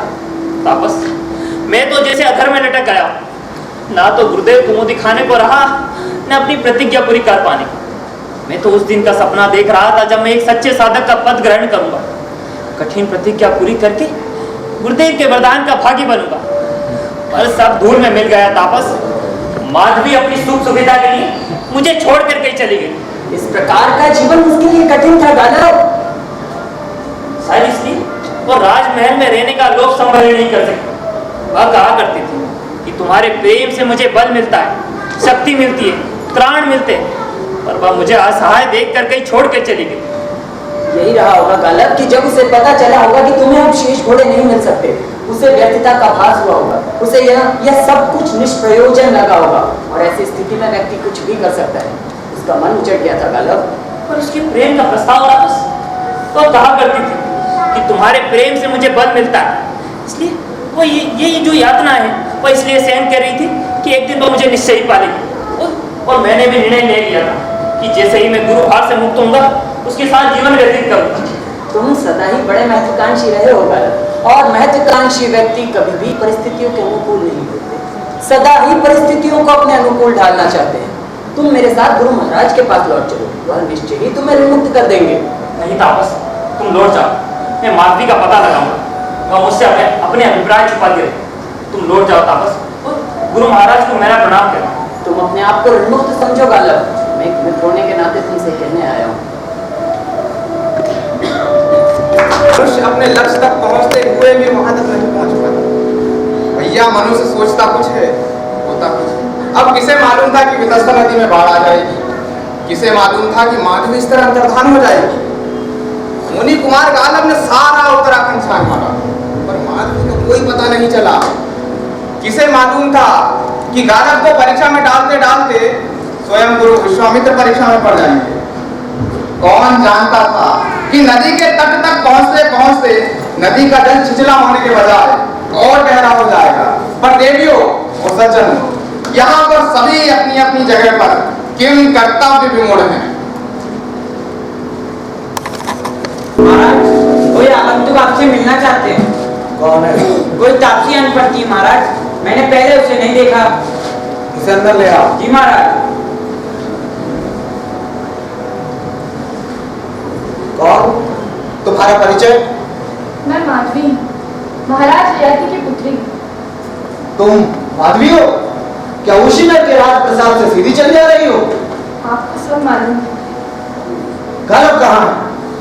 मैं निश्चित रूप से नहीं जानती कि इस समय गालब कहाँ है। तुम्हारे यहाँ आने का प्रयोजन? महाराज, गालब की गुरु दक्षिणा जुटा पाने के लिए मैं 3 राजाओं के अंतःपुर में रह चुकी हूँ। जानता हूँ।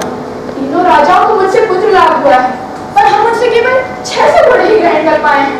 समस्त आर्यभट्ट में शेष घोड़े नहीं है महाराज। ये शब्द तो मैं गालब के मुंह से सुनना चाहता था। उसने तुम्हें ये सब कहने के लिए क्यों भेजा है? महाराज, पर शेष घोड़ों के लिए बहुत भटक चुका है, और हमें भी भटक रहा है। तो यह भी नहीं जानता है कि मैं आपके पास चले आई हूँ। इससे कोई अंतर नहीं पड़ता। वो भी तो यही सब कुछ कहना चाहता होगा जो तुम कहने के लिए आई हो। मैं क्षमा याचना करने नहीं आई हूँ महाराज। वह भी क्षमा याचना करने कभी नहीं आता।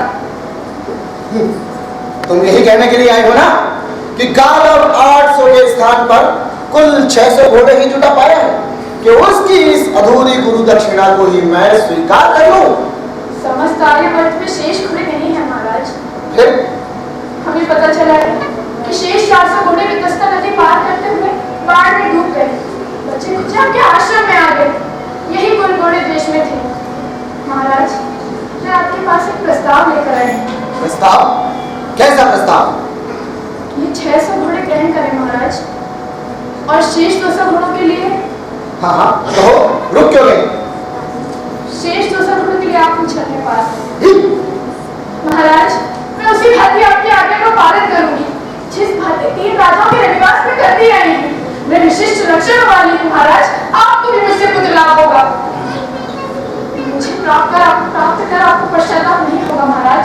सभी राजा मेरे साथ प्रसन्न थे, सभी मुझे अपने रविवास में रखना चाहते थे। पुत्र लाभ होने पर आप गारद को गुरु दक्षिणा की दायित्व से मुक्त कर दें।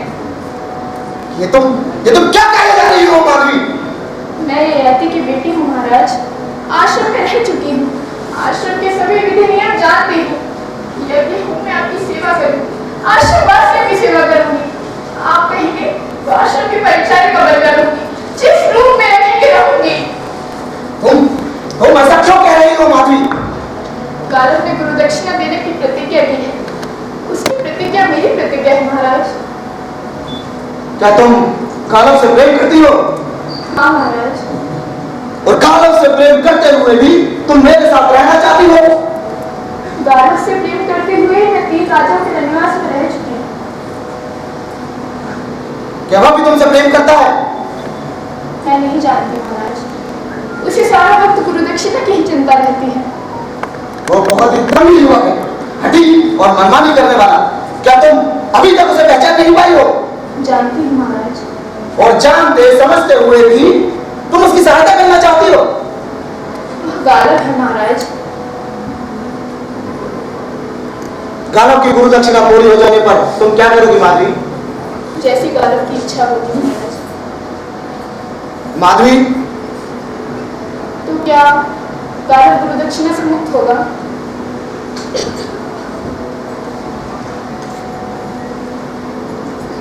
मैं गुरु दक्षिणा पाली माधवी, मैं गालव का दंभ तोड़ना चाहता था, तुमने मेरा दंभ तोड़ दिया।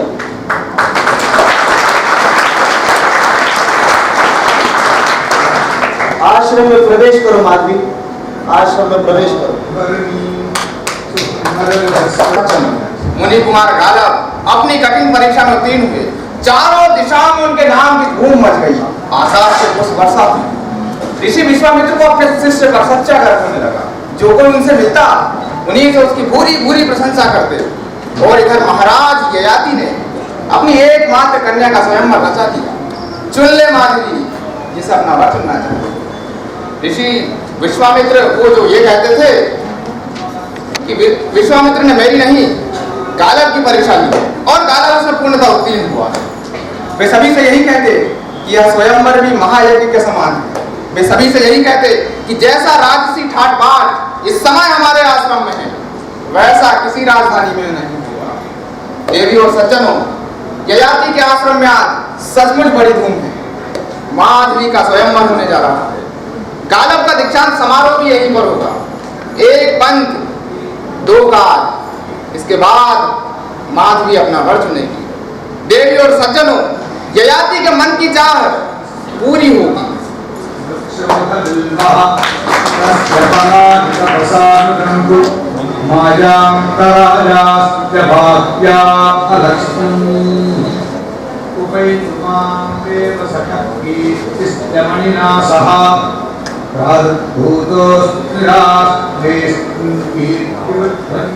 माधवी कहाँ है? मैं बड़ी देर से उसे ढूंढ रहा हूँ, उसे बुलाइए। ये स्वयंवर के नियमों का उल्लंघन होगा मुनि कुमार। वह संभवतः वन में है। ठीक है, मैं उससे जाकर वन में ही मिलूंगा। ये स्वयंवर के नियमों का उल्लंघन होगा। कैसा उल्लंघन? गालव, तापस, तुमने माधवी को कहीं देखा है? हम जब भी मिलते हैं तुम उनसे एक ही प्रश्न क्यों पूछते हो गालव? मैंने उनसे नहीं देखा। तापस, मैं माधवी से मिलना चाहता हूँ और ये सज्जन कह रहे हैं कि ये स्वयंवर के नियमों का उल्लंघन है। तापस, तुम माधवी को सूचना करो कि मैं आ गया हूँ। तापस, उसे भी तो पता चले कि मैं यहाँ पर आ गया। जब राजाओं के राजमहल में थी तो मैं अपने आप को कितना अकेला महसूस करता था। धैर्य रखो गालव, अब भाग कर कहीं नहीं जाएगी। सारा समय मैं पानी से निकाल फेंकी गई मछली के समान महसूस कर रहा हूँ। तुम कल्पना भी नहीं कर सकते तापस कि जब वह राजाओं के राजमहल में थी तो मैं अपने आप को कितना अकेला महसूस करता था। अभी स्वयंवर शुरू होने में समय है। मैं जाता हूँ, उसे ढूंढता हूँ। मुझे शीघ्र ही क्वार्टर्स पर पहुंचना। तापस तुम उसे जाकर सूचना कर कि मैं आ गया। इसमें तो स्वयंवर की नियमों का उल्लंघन नहीं होगा ना? गालव, मैं जाता हूँ, उसे ढूंढता हूँ। अस्मे स्थिता नवन्धाम ताविरोपक्वहि श्रियं चरित्रां प्रभासा यशसाज्वलन्ती श्रियं धृत्ते देवदुष्टाब्दाकाम। मुझे यहाँ पहले आ जाना चाहिए था, 2 दिन पहले ही आ जाता। लेकिन माधवी का मन भी तो बदल सकता है। वह किसी राजा को भरेगी, सुख चैन से रहना चाहेगी। मुझे क्यों भरेगी?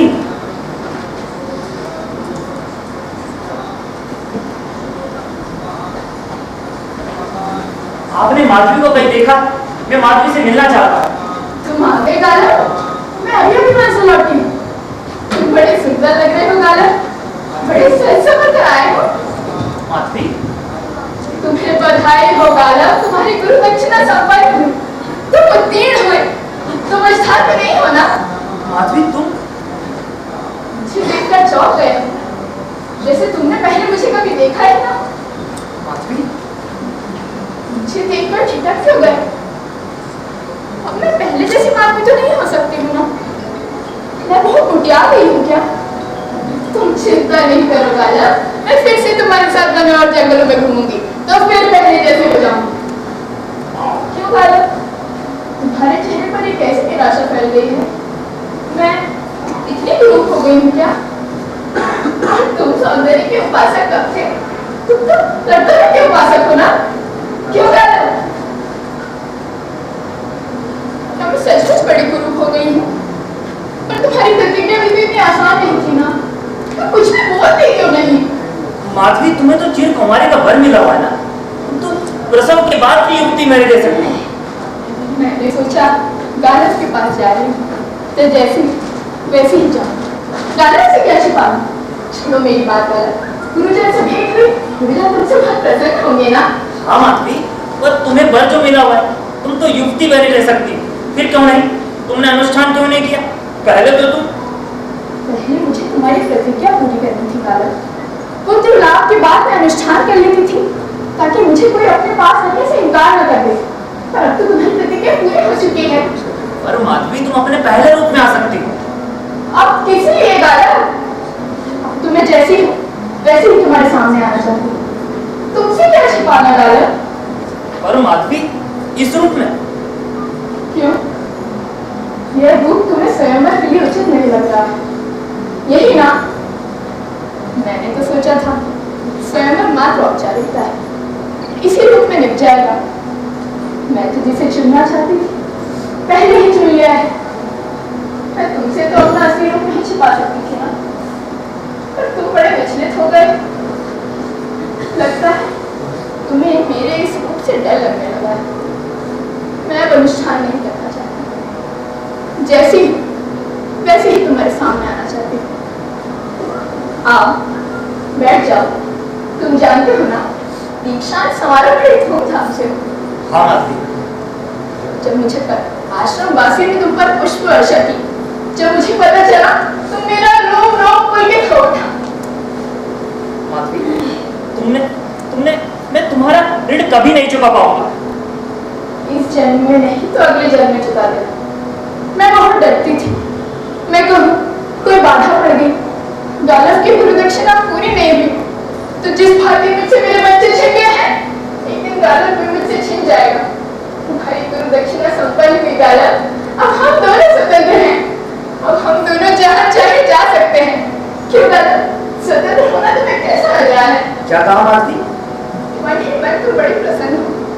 अंदर से बार बार आवाज उठती हो कि मैं अपनी गुरु दक्षिणा में उत्तीर्ण हूँ। अब मैं स्वतंत्र हूँ।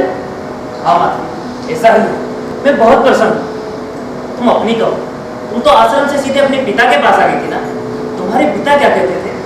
मुझसे पूछते थे कि अब तुम क्या करो। फिर तुमने क्या कहा?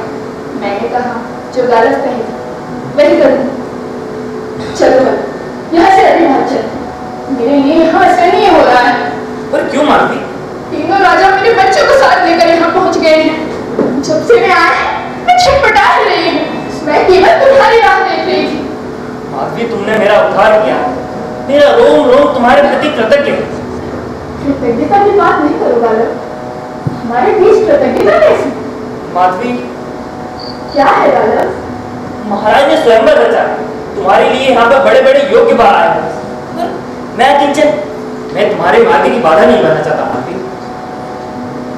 क्या बातें बालक? हमको छिपा रहे हो। माधवी, हम जिस कार्य के लिए मिले थे वह संपन्न हो चुका। मैं गुरु भार से मुक्त हूँ और तुम भी। मैं तुम्हारा अभिप्राय नहीं समझी बालक। तुम क्या कहना चाहते हो?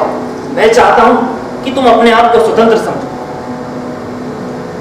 तुम मुझे छोड़ना चाहते हो क्या? नहीं माधवी, ऐसा नहीं है। पर मैं तुम्हारे मार्ग की बाधा नहीं बनना चाहता। तुम्हारे लिए यहाँ पर बड़े बड़े योग्य बार आए हुए हैं। तुम मुझे छोड़ना चाहते हो क्योंकि मैं इन कुछ वर्षों की बुढ़िया हूँ और मेरा शरीर शिथिल पड़ गया है। यही ना? जबकि तुम अभी जवान हो और किसी सुंदर युवती से ब्याह कर सकते हो। माधवी, मैं चाहूँ तो भी तुमसे विवाह नहीं कर सकता। मैं विवश हूँ। क्यों? यह भी कर्तव्य परायणता का कोई प्रपंच होगा? क्या है बालक? मैं धर्म और नैतिक मर्यादाओं का उल्लंघन नहीं करना चाहता माधवी।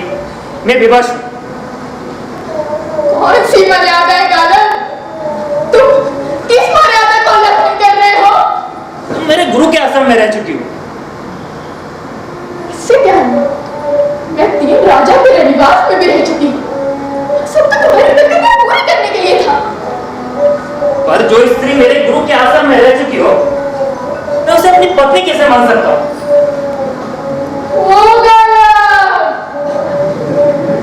तुम सीधी बात क्यों नहीं करते? दिल में तुम्हारे वासनाएं कुलबुलाने लगी है। आदर्श और मर्यादाओं की बात कर रहे हो? मैं अपने कर्तव्य से विमुख नहीं होना चाहता माधवी। मेरे जीवन में दुविधा के लिए कोई स्थान नहीं।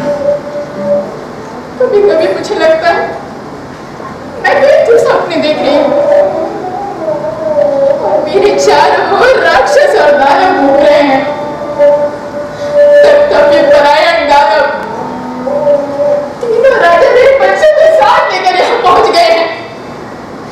जैसे मछली पकड़ने के लिए कांटे में छोटी मछली लगा दी जाती है, वे मेरे बच्चों को मेरी फोन में लाकर प्रलोभन देंगे।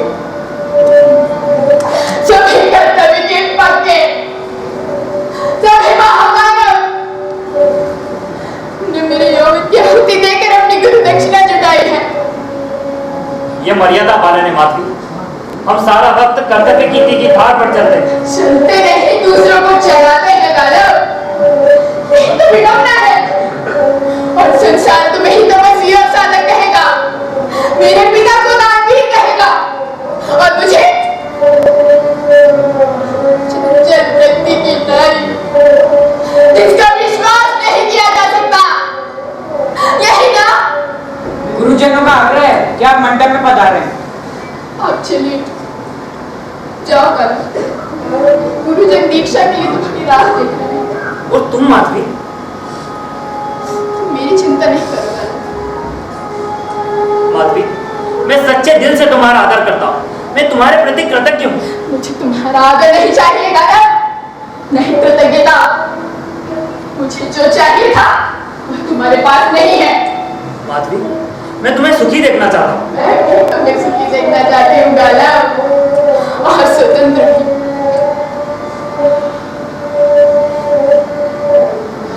माधवी, मैं सच्चे दिल से तुम्हारा आदर करता हूँ। हाँ, स्वतंत्र भी। तुम क्या सोचते हो? तुम पूर्णतः स्वतंत्र होगा। मैं तुम्हें बांध कर नहीं रखूंगी। वह दिन भूल गए जब तुम कहा करते थे कि तुम मेरी महलों की दीवारों के आसपास मंडराते रहे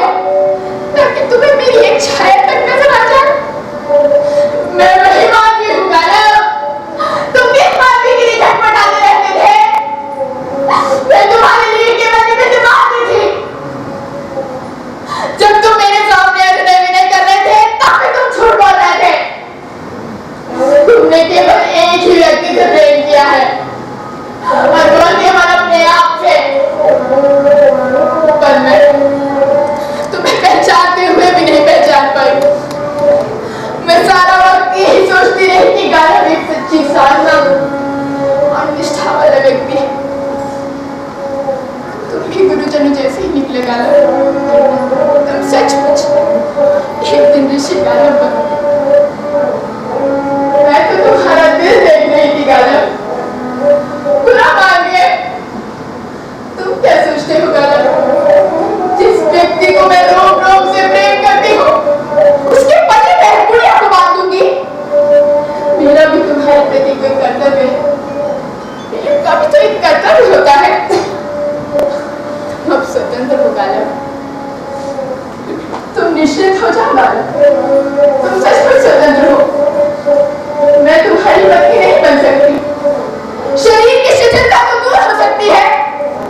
मैं निष्ठान कर फिर से युवती बन सकती हूँ। पर मैं दिल से तो युवती नहीं हूँ ना। मैं तो वह माँ हूँ जिसकी गोद भरती गई और खाली होती गई। अब तो संतान धारण करने से ही मुझे डर लगता है। संतान धारण करने का मेरे लिए केवल एक ही अर्थ है, अपने बच्चे को खो देना। ऐसी स्त्री तुम्हारे क्या काम? माधवी, तुम अब क्या करोगी? मैं तुमसे कहा करती थी चलो गालो, कहीं भाग चलो। आज मैं अपने दिल की वही साथ पूरी करने जा रही हूँ। मैं यहाँ से भाग रही हूँ। माधवी, तुम अनुष्ठान करके अपना पहला रूप धारण कर सकती हो। मैं तुम्हें पाकर अपने आप को धन्य मानूंगा। तुम फिर से अपने आप को धोखा दे रहे हो। ये छिछली भावुकता किस काम की?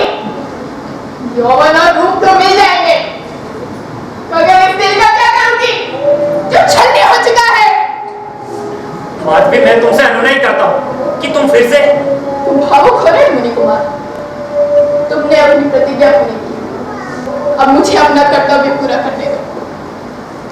संसार बड़ा विशाल है गालो, इसमें निश्चित ही मेरे लिए कोई स्थान होगा। अब तुम जाओ गालो, गुरुजन दीक्षा के लिए तुम्हारी राह देख रहे हैं। युग युगों तक तुम्हें मेरा आशीर्वाद मिलता रहे। मैंने अपनी भूमिका निभाई।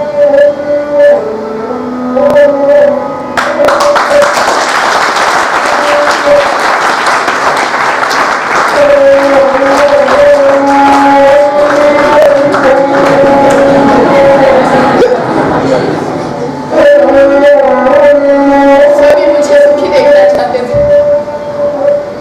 मेरे पिता भी मुझे सुखी देखना चाहते थे। समस्त नरेश भी मुझे सुखी देखना चाहते थे। एक कर्तव्य मेरे पिता का, एक कर्तव्य मुनि कुमार गायब का।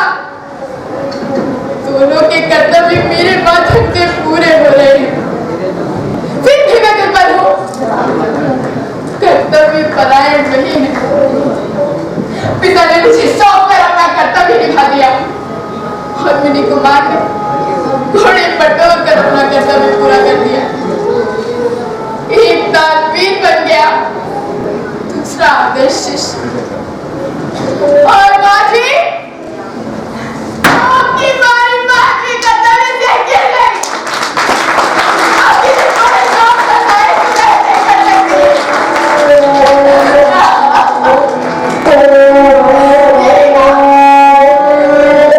आपकी की युक्ति मुझसे नहीं मिलती।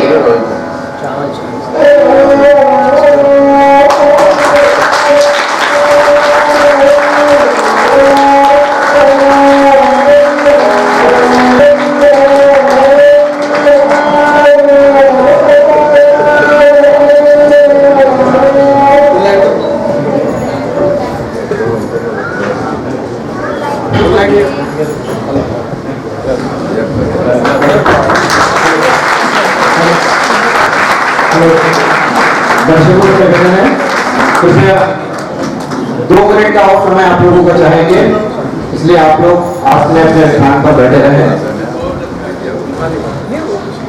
मंच पर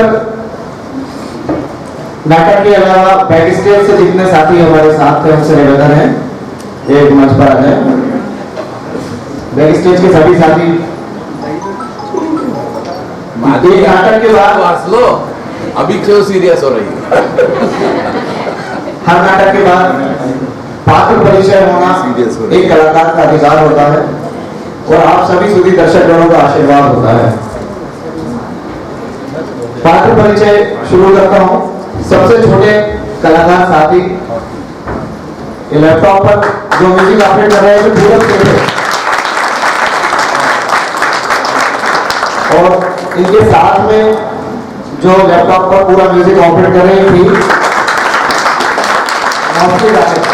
और साथ में भाई साहब आए पीयूष चाचा जी बहुत बहुत धन्यवाद देना चाहूंगा। इतने व्यस्त समय होने के बाद भी इनको यहाँ पर रिहर्सल में रोज भेजना कठिन काम होता है, इसलिए आप लिए बहुत बहुत धन्यवाद ज्ञापित करना चाहूंगा। सुमित भैया और मीसा जी मंच पर आ जाए, बहुत पीछे खड़े हुए पहले आना चाहिए ना भाई, किसकी रास्ता तो जल्दी आओ। क्या औपचारिकता है इसमें, पहले से आना चाहिए ना। आओ ये जितने भी म्यूजिक संयोजन और आलाप आप लोग देख रहे थे वो उसमें गायन का काम मीशा शर्मा जी और सुमित शर्मा जी का निर्देशन था। अब बारी आती है बैक स्टेज से हमारे साथियों की परिचय है। बैक स्टेज से साथी आइए, पूरी व्यवस्थाओं के लिए ओम मोर्चे जी और जितना भी मेकअप रूप सज्जा आप लोगों ने देखी अंतिमा कांगड़ा जी, बहुत महत्वपूर्ण काम हो रहा है जो कि बैक स्टेज से व्यवस्थाओं का होता है। पानी की बोतल से लेके प्रॉपर्टी तक देने का काम दो बहुत ही खास हमारे साथी ये मनोज विश्वकर्मा मुंबई से सिर्फ नाट्य समारोह नहीं होता है और पंकज पटवारे जो बाहर व्यवस्थाओं में लगा हुआ है वो यहाँ मंच पर नहीं आया है, उसके लिए भी चारों लोग और जो बहुत ही ऐसे महत्वपूर्ण लोग जिन्हें मैं बहुत सारा सम्मान के साथ आमंत्रित कर रहा हूँ मंच पर, जिनकी वजह से ये सब पूरे हो पाता है, परमिशन मिलती है आने की। इतना रात को 1-1 बजे तक हम लोग रिहर्सल के लिए लगे रहते हैं, अपने बच्चों को भेजते हैं वो लोग और सपोर्ट करते हैं फैमिलियां। हम सबकी आदरणीय पिंकी डेंगुरिया जी मामी, आपसे निवेदन है कृपया कर मंच पर आए।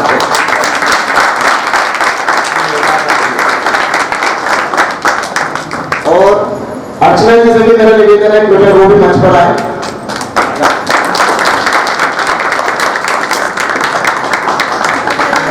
बिना सपोर्ट के बिना कुछ भी काम संभव नहीं है। अब मैं शुरू करता हूं हमारे सभी पात्रों के परिचय का। सैनिक की भूमिका में थे प्रखर पाराशर, मंत्री जी पहली बार नाटक करने के लिए मंच पर थे, तरुण वर्मा, साधु महाराज शुभम शर्मा जी, कथावाचक गणेश माधुकर, मारिच सुरेंद्र सिंह चौहान और ये महाराज तिलोदास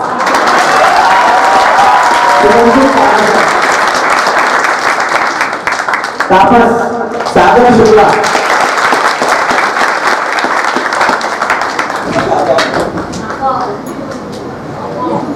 पहचानिए कौन थे?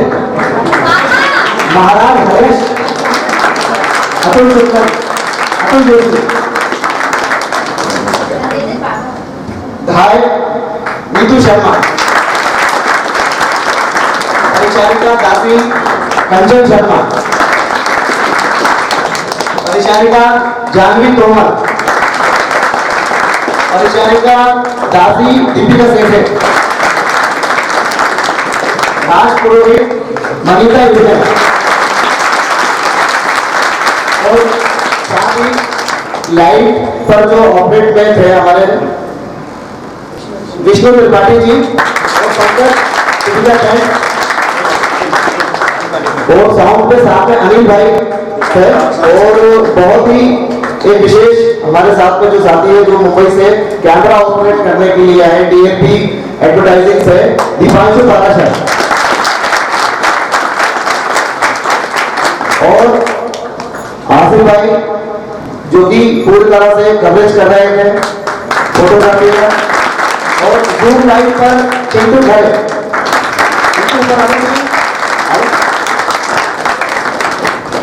और इस पूरी कड़ी में हम सबको उंगली पकड़कर सिखाने वाले जो परिचय देना उनके लिए छोटी बात होगी। इतना सब काम झाम जो हमको सिखाते हैं एक एक चीज अच्छे से सिखाते हैं। अगर नहीं सभी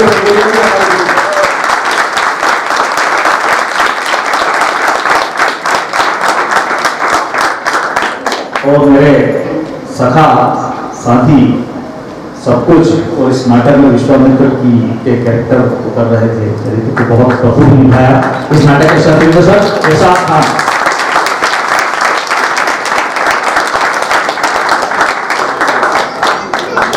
इसके बाद मैं आज के अतिथि आदरणीय नगर पालिका अध्यक्ष सुरेंद्र जी जैन से निवेदन करूंगा कि कृपया कर मंच पर आए। आदरणीय कमलेश दादा, हंसा भाभी, आदरणीय रमेश मैडम,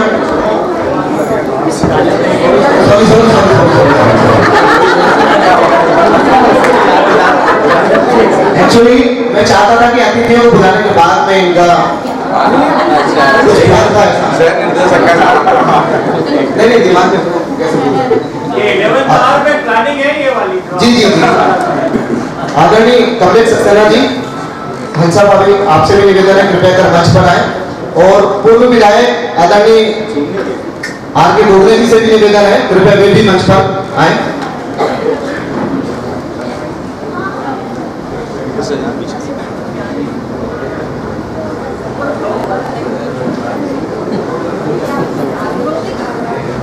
आप सभी खुदी दर्शकों की वजह से ही हम इतना सब कुछ कर पाने में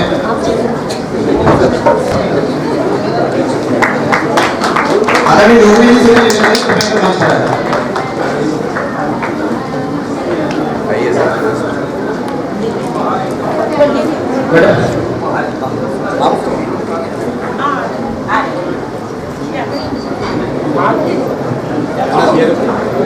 आदरणीय ज्ञानेश चौबे जी जो कि हमारे संचालन को संभालते हैं, हमें सूत्र में बांधने का काम करते हैं, उनसे भी निवेदन है कृपया करके भी मंच पर आए।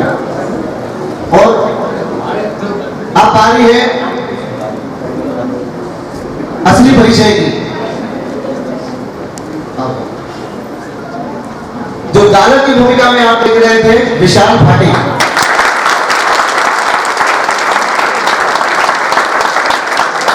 और हमारे ग्रुप की सबसे छोटी मेंबर रिंचन तेंदुलिया माधवी।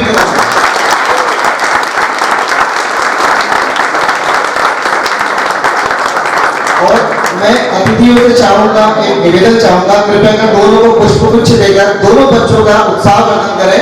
आदरणीय मैडम, आदरणीय जैन साहब, आदरणीय डोगरे जी, आदरणीय कमलेश सक्सेना जी, आदरणीय हंसा भाभी जी, आदरणीय ज्ञानेश भैया,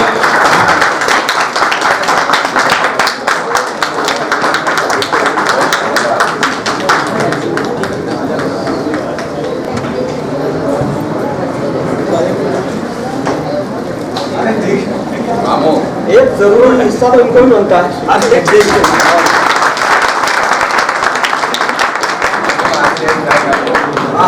तुम निर्देशन ही करोगे।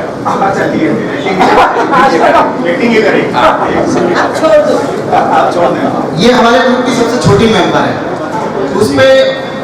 उसपे हमने इतना चैलेंजिंग कैरेक्टर किया, इस कैरेक्टर को करने के लिए 3-4 लोग रिजेक्ट हुए हैं।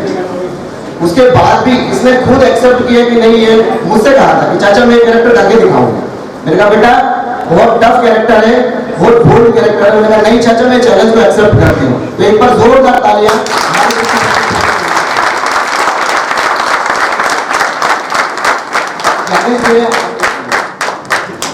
निश्चित रूप से जैसा इरशाद कह रहे थे एक अच्छे कलाकार के रूप में उन्होंने पहचान बनाई है। लेकिन सबसे छोटी कलाकार आज पूरे नगर की ओर से मैं साधुवाद देता हूँ कि उज्जवल वंश के लिए। उसने बड़ी हाइट आज यहाँ पहली अपनी प्रस्तुति में प्राप्त की है और वो राहुल हंसा जी कह रही है तो उसमें विशेषज्ञ वर्ग भी कहीं शामिल है। मैं इस पूरे समारोह के लिए नगर की ओर से बार बार ये कहूँ कि मैं संजय तेंदुलिया की पूरी टीम के प्रति कृतज्ञता ज्ञापित करता हूँ। नगर विभाग तक एक लगभग विलुप्त सी होती हुई विधा से उन्होंने नगर को 2 दशकों तक चुनौती को स्वीकार करते हुए रूबरू कराया। हम शाब्दिक रूप से अगर ये कृतज्ञता ज्ञापित करते हैं तो मुझे लगता है कि कलाकारों को जो प्रतिसाद मिलना है, जो पुरस्कार मिलना है, तो वो आपकी तालियों से बड़ा नहीं हो सकता। देखिए एक बड़ी तैयारी होती है जिसमें आर्ट बहुत महत्वपूर्ण होता है। स्वर्गीय प्रोफेसर देवशंकर जी रघुवंशी की स्मृतियों को समर्पित इस 5वें नाट्य समारोह के लिए फाउंडेशन बहुत कृतज्ञ है।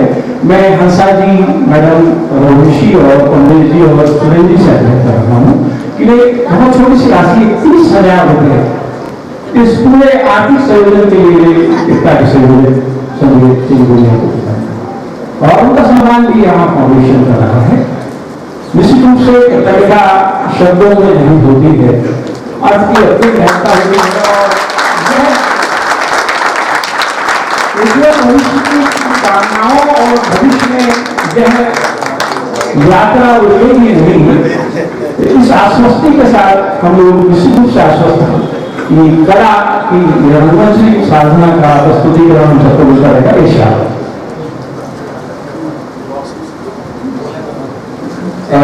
मैं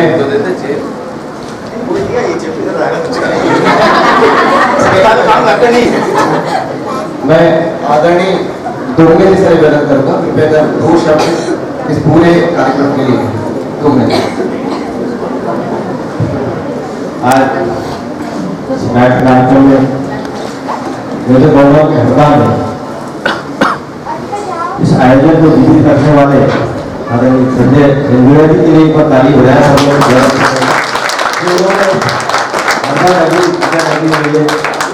चीज को जीवित रखिए। यह सभी उपस्थित अतिथिगण और छात्रों और राष्ट्र द्वारा जो पुरुष प्रधान समाज में इसकी भूमिका का जो हम लोगों को अवलोकन कराया, इसके लिए सभी को बहुत बहुत बधाई, बहुत बहुत धन्यवाद। और ये सब हमारे जीवन में सीखने की चीज है, इसका अनुसरण करते सीखे ज्यादा अच्छा रहेगा। धन्यवाद।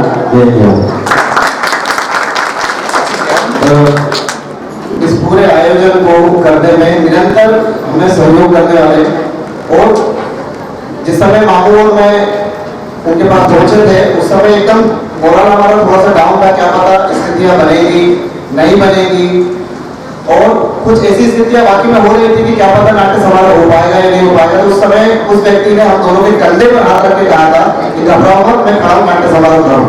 ऐसे हमारे नगर पालिका के प्रथम नागरिक नगर पालिका अध्यक्ष आदरणीय सुरेंद्र जी जैन से निवेदन कर रहा हूं।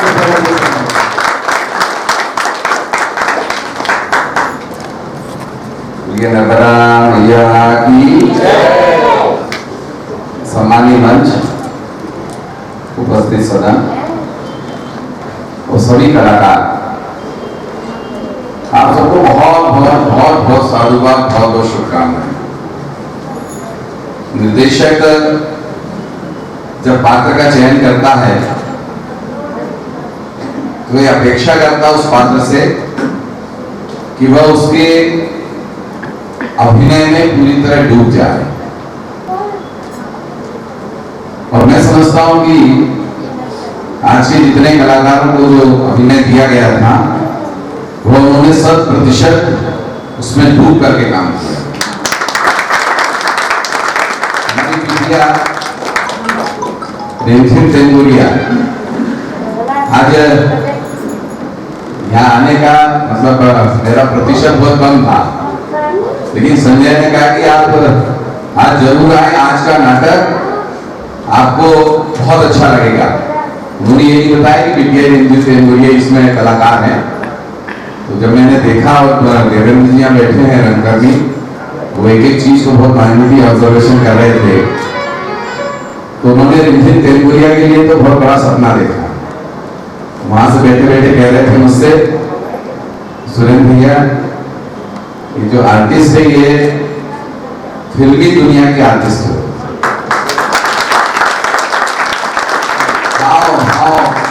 भंगिमाएं, डायलेक्ट डिलीवरी करना, कैसे बोलना, कब तेज कब कम बोलना, आवाज कम करना, और ऐसा ही सभी कलाकारों के साथ हो। मैं आप सबको बहुत बहुत शुभकामनाएं देता हूं, बधाई देता हूं। लेकिन एक और मेरे साथी जो बैठे थे वो बड़े मायूस थे कि हरदा में जो नाटक की परंपरा है, यह परंपरा बम्बई का वो नाट्य समाज क्या है, वो बम्बई में नाट्य संस्थाएं चलती ना, वैसा होना चाहिए कि कलाकार को कम से कम कुछ पारिश्रमिक भी मिले। इस दिशा में संजय मामू को भी काम करना चाहिए, क्योंकि प्रोफेशनल नाच संस्था बना करके आप सभी का सहयोग से होगा। तो मैं सहयोग नहीं, हम तो सब सहयोग करने में तैयार हैं। हम एक माहौल बनेगी टिकट लेके दर्शक नाटक। हाँ, लेकिन इसलिए हमने बहुत साल पहले प्रयास किया था, तो ऐसा अगले साल अपन इसको प्रयास करें ताकि मतलब उस गरिमा को भी हम, वैसे दर्शक इतने अच्छे थे कि मतलब जब मध्यांतर होता था तो आवाज नहीं आती थी कोई बैठा है नहीं, जबरदस्त बना हुआ था। तो इस तरफ अपन ध्यान देके आगे करेंगे। हम आपके साथ हैं, माननीय दोगले जी आपके साथ है, रघुवंश जी आपके साथ है। तो भाई प्रयास करेंगे कि आने वाले वर्षों में हम उसी तरह इस काम को आगे बढ़ाएं। आपको बहुत बहुत शुभकामनाएं। और कलाकार के अलावा जो देखने वाले कलाकार हैं उनको भी बहुत बहुत बधाई, क्योंकि पेशेंस रखना इनके लिए बहुत महत्वपूर्ण हो जाता है, बैठ करके देखना। आप सबको बहुत बहुत शुभकामनाएं। जय हिंद। हम आपको प्रॉमिस कर रहे हैं ये शुरुआत अगले महीने से शुरू होगी, क्योंकि हम लोगों का कुछ ऐसा प्लान है कि ये थिएटर लोग साल भर चलेगा। फेस्टिवल एक बार होगा, लेकिन शोज हम हर 3 महीने में एक बार करेंगे। बहुत बढ़िया, बहुत बढ़िया। हमारे गुरु कमलेश सक्सेना जी से मैं निवेदन करूंगा, कृपया कर 2 शब्द आशीष जल्दी बोल दीजिए। बस ज्यादा क्यों नहीं, मुझे खुशी इस बात की कि 21वां राष्ट्रीय नाट्य समारोह में मेरी उपस्थिति 22वां वर्ष कह लीजिए। पहला नाट्य समारोह जब हुआ था 2001 में या 2 में, उसमें मेरी उपस्थिति दर्ज थी यहाँ पर। और उस समय हम लोगों ने किन विपरीत परिस्थितियों में नाट्य समारोह की शुरुआत की थी। मतलब हम लोग तो जानते हैं, भाभी जी ज्यादा अच्छी तरह समझती है बात को, क्योंकि ये भी उस दौर में हम लोग जब रात भर काम करते थे, ये भी बिल्कुल हमको बिल्कुल काम करते हुए देखती थी। कभी कभी संजय दिन को डांटते, लेकिन उसकी वो मेहनत आज दिख रही है और आज बहुत अच्छा लगा। तो वो जो टीम जिसका सपना हम लोग को उस दौर में देखा था, वो आज हरदा में वो सपना साकार हुआ है। राष्ट्रीय नाट्य विद्यालय ने परीक्षा पर होशंगाबाद में की थी, उसमें 45 लोगों में से कुछ ही लोग बचे हैं जो निरंतर काम कर रहे हैं। उसमें से संजय दिनगुरिया एक हैं जो लगातार काम निरंतर नाट्य समारोह के नाम पर या नए नाटक बुनकर नए नाटक आप लोगों को दिखाते हुए, तो हम सब उनके प्रति आभार को इस नाट्य परंपरा को जीवित रखा है। बाकी नए कलाकार जुड़ते हैं, आशा मैं यही करता हूँ कि यहाँ से नए बच्चे निकलकर मध्य प्रदेश नाट्य विद्यालय में जाएं, राष्ट्रीय नाट्य विद्यालय में जाएं, नाट्य क्षेत्र में अपना एक नाम रोशन करेंगे। एक और छोटी सी बालिका रह गई थी क्राफ्ट में, जिसने बहुत सजेशन भी दिए थे हमें। मिश्रा सामने बैठी हुई, जल्दी से आ जाओ। वो छुट्टी हुई बैठी थी, अभी देखिए मुझे सामने मिश्रा डाले, जो क्राफ्ट में हमें इतने ज्यादा सजेशन देती थी कि इसको ऐसे किया जा सकता है, इसको वैसे किया जा सकता है। मिश्रा डाले जी।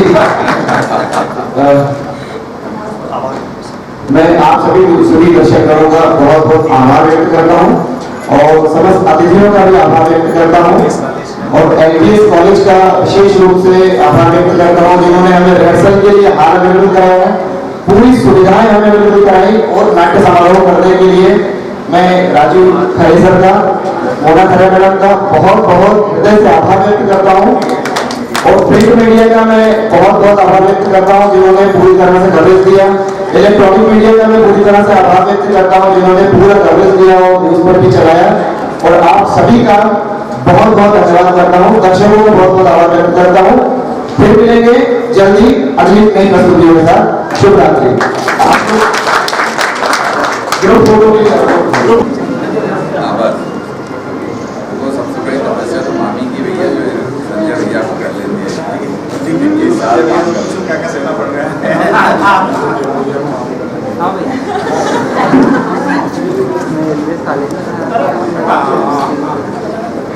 मोबाइल से जिन्हें भी दे देना।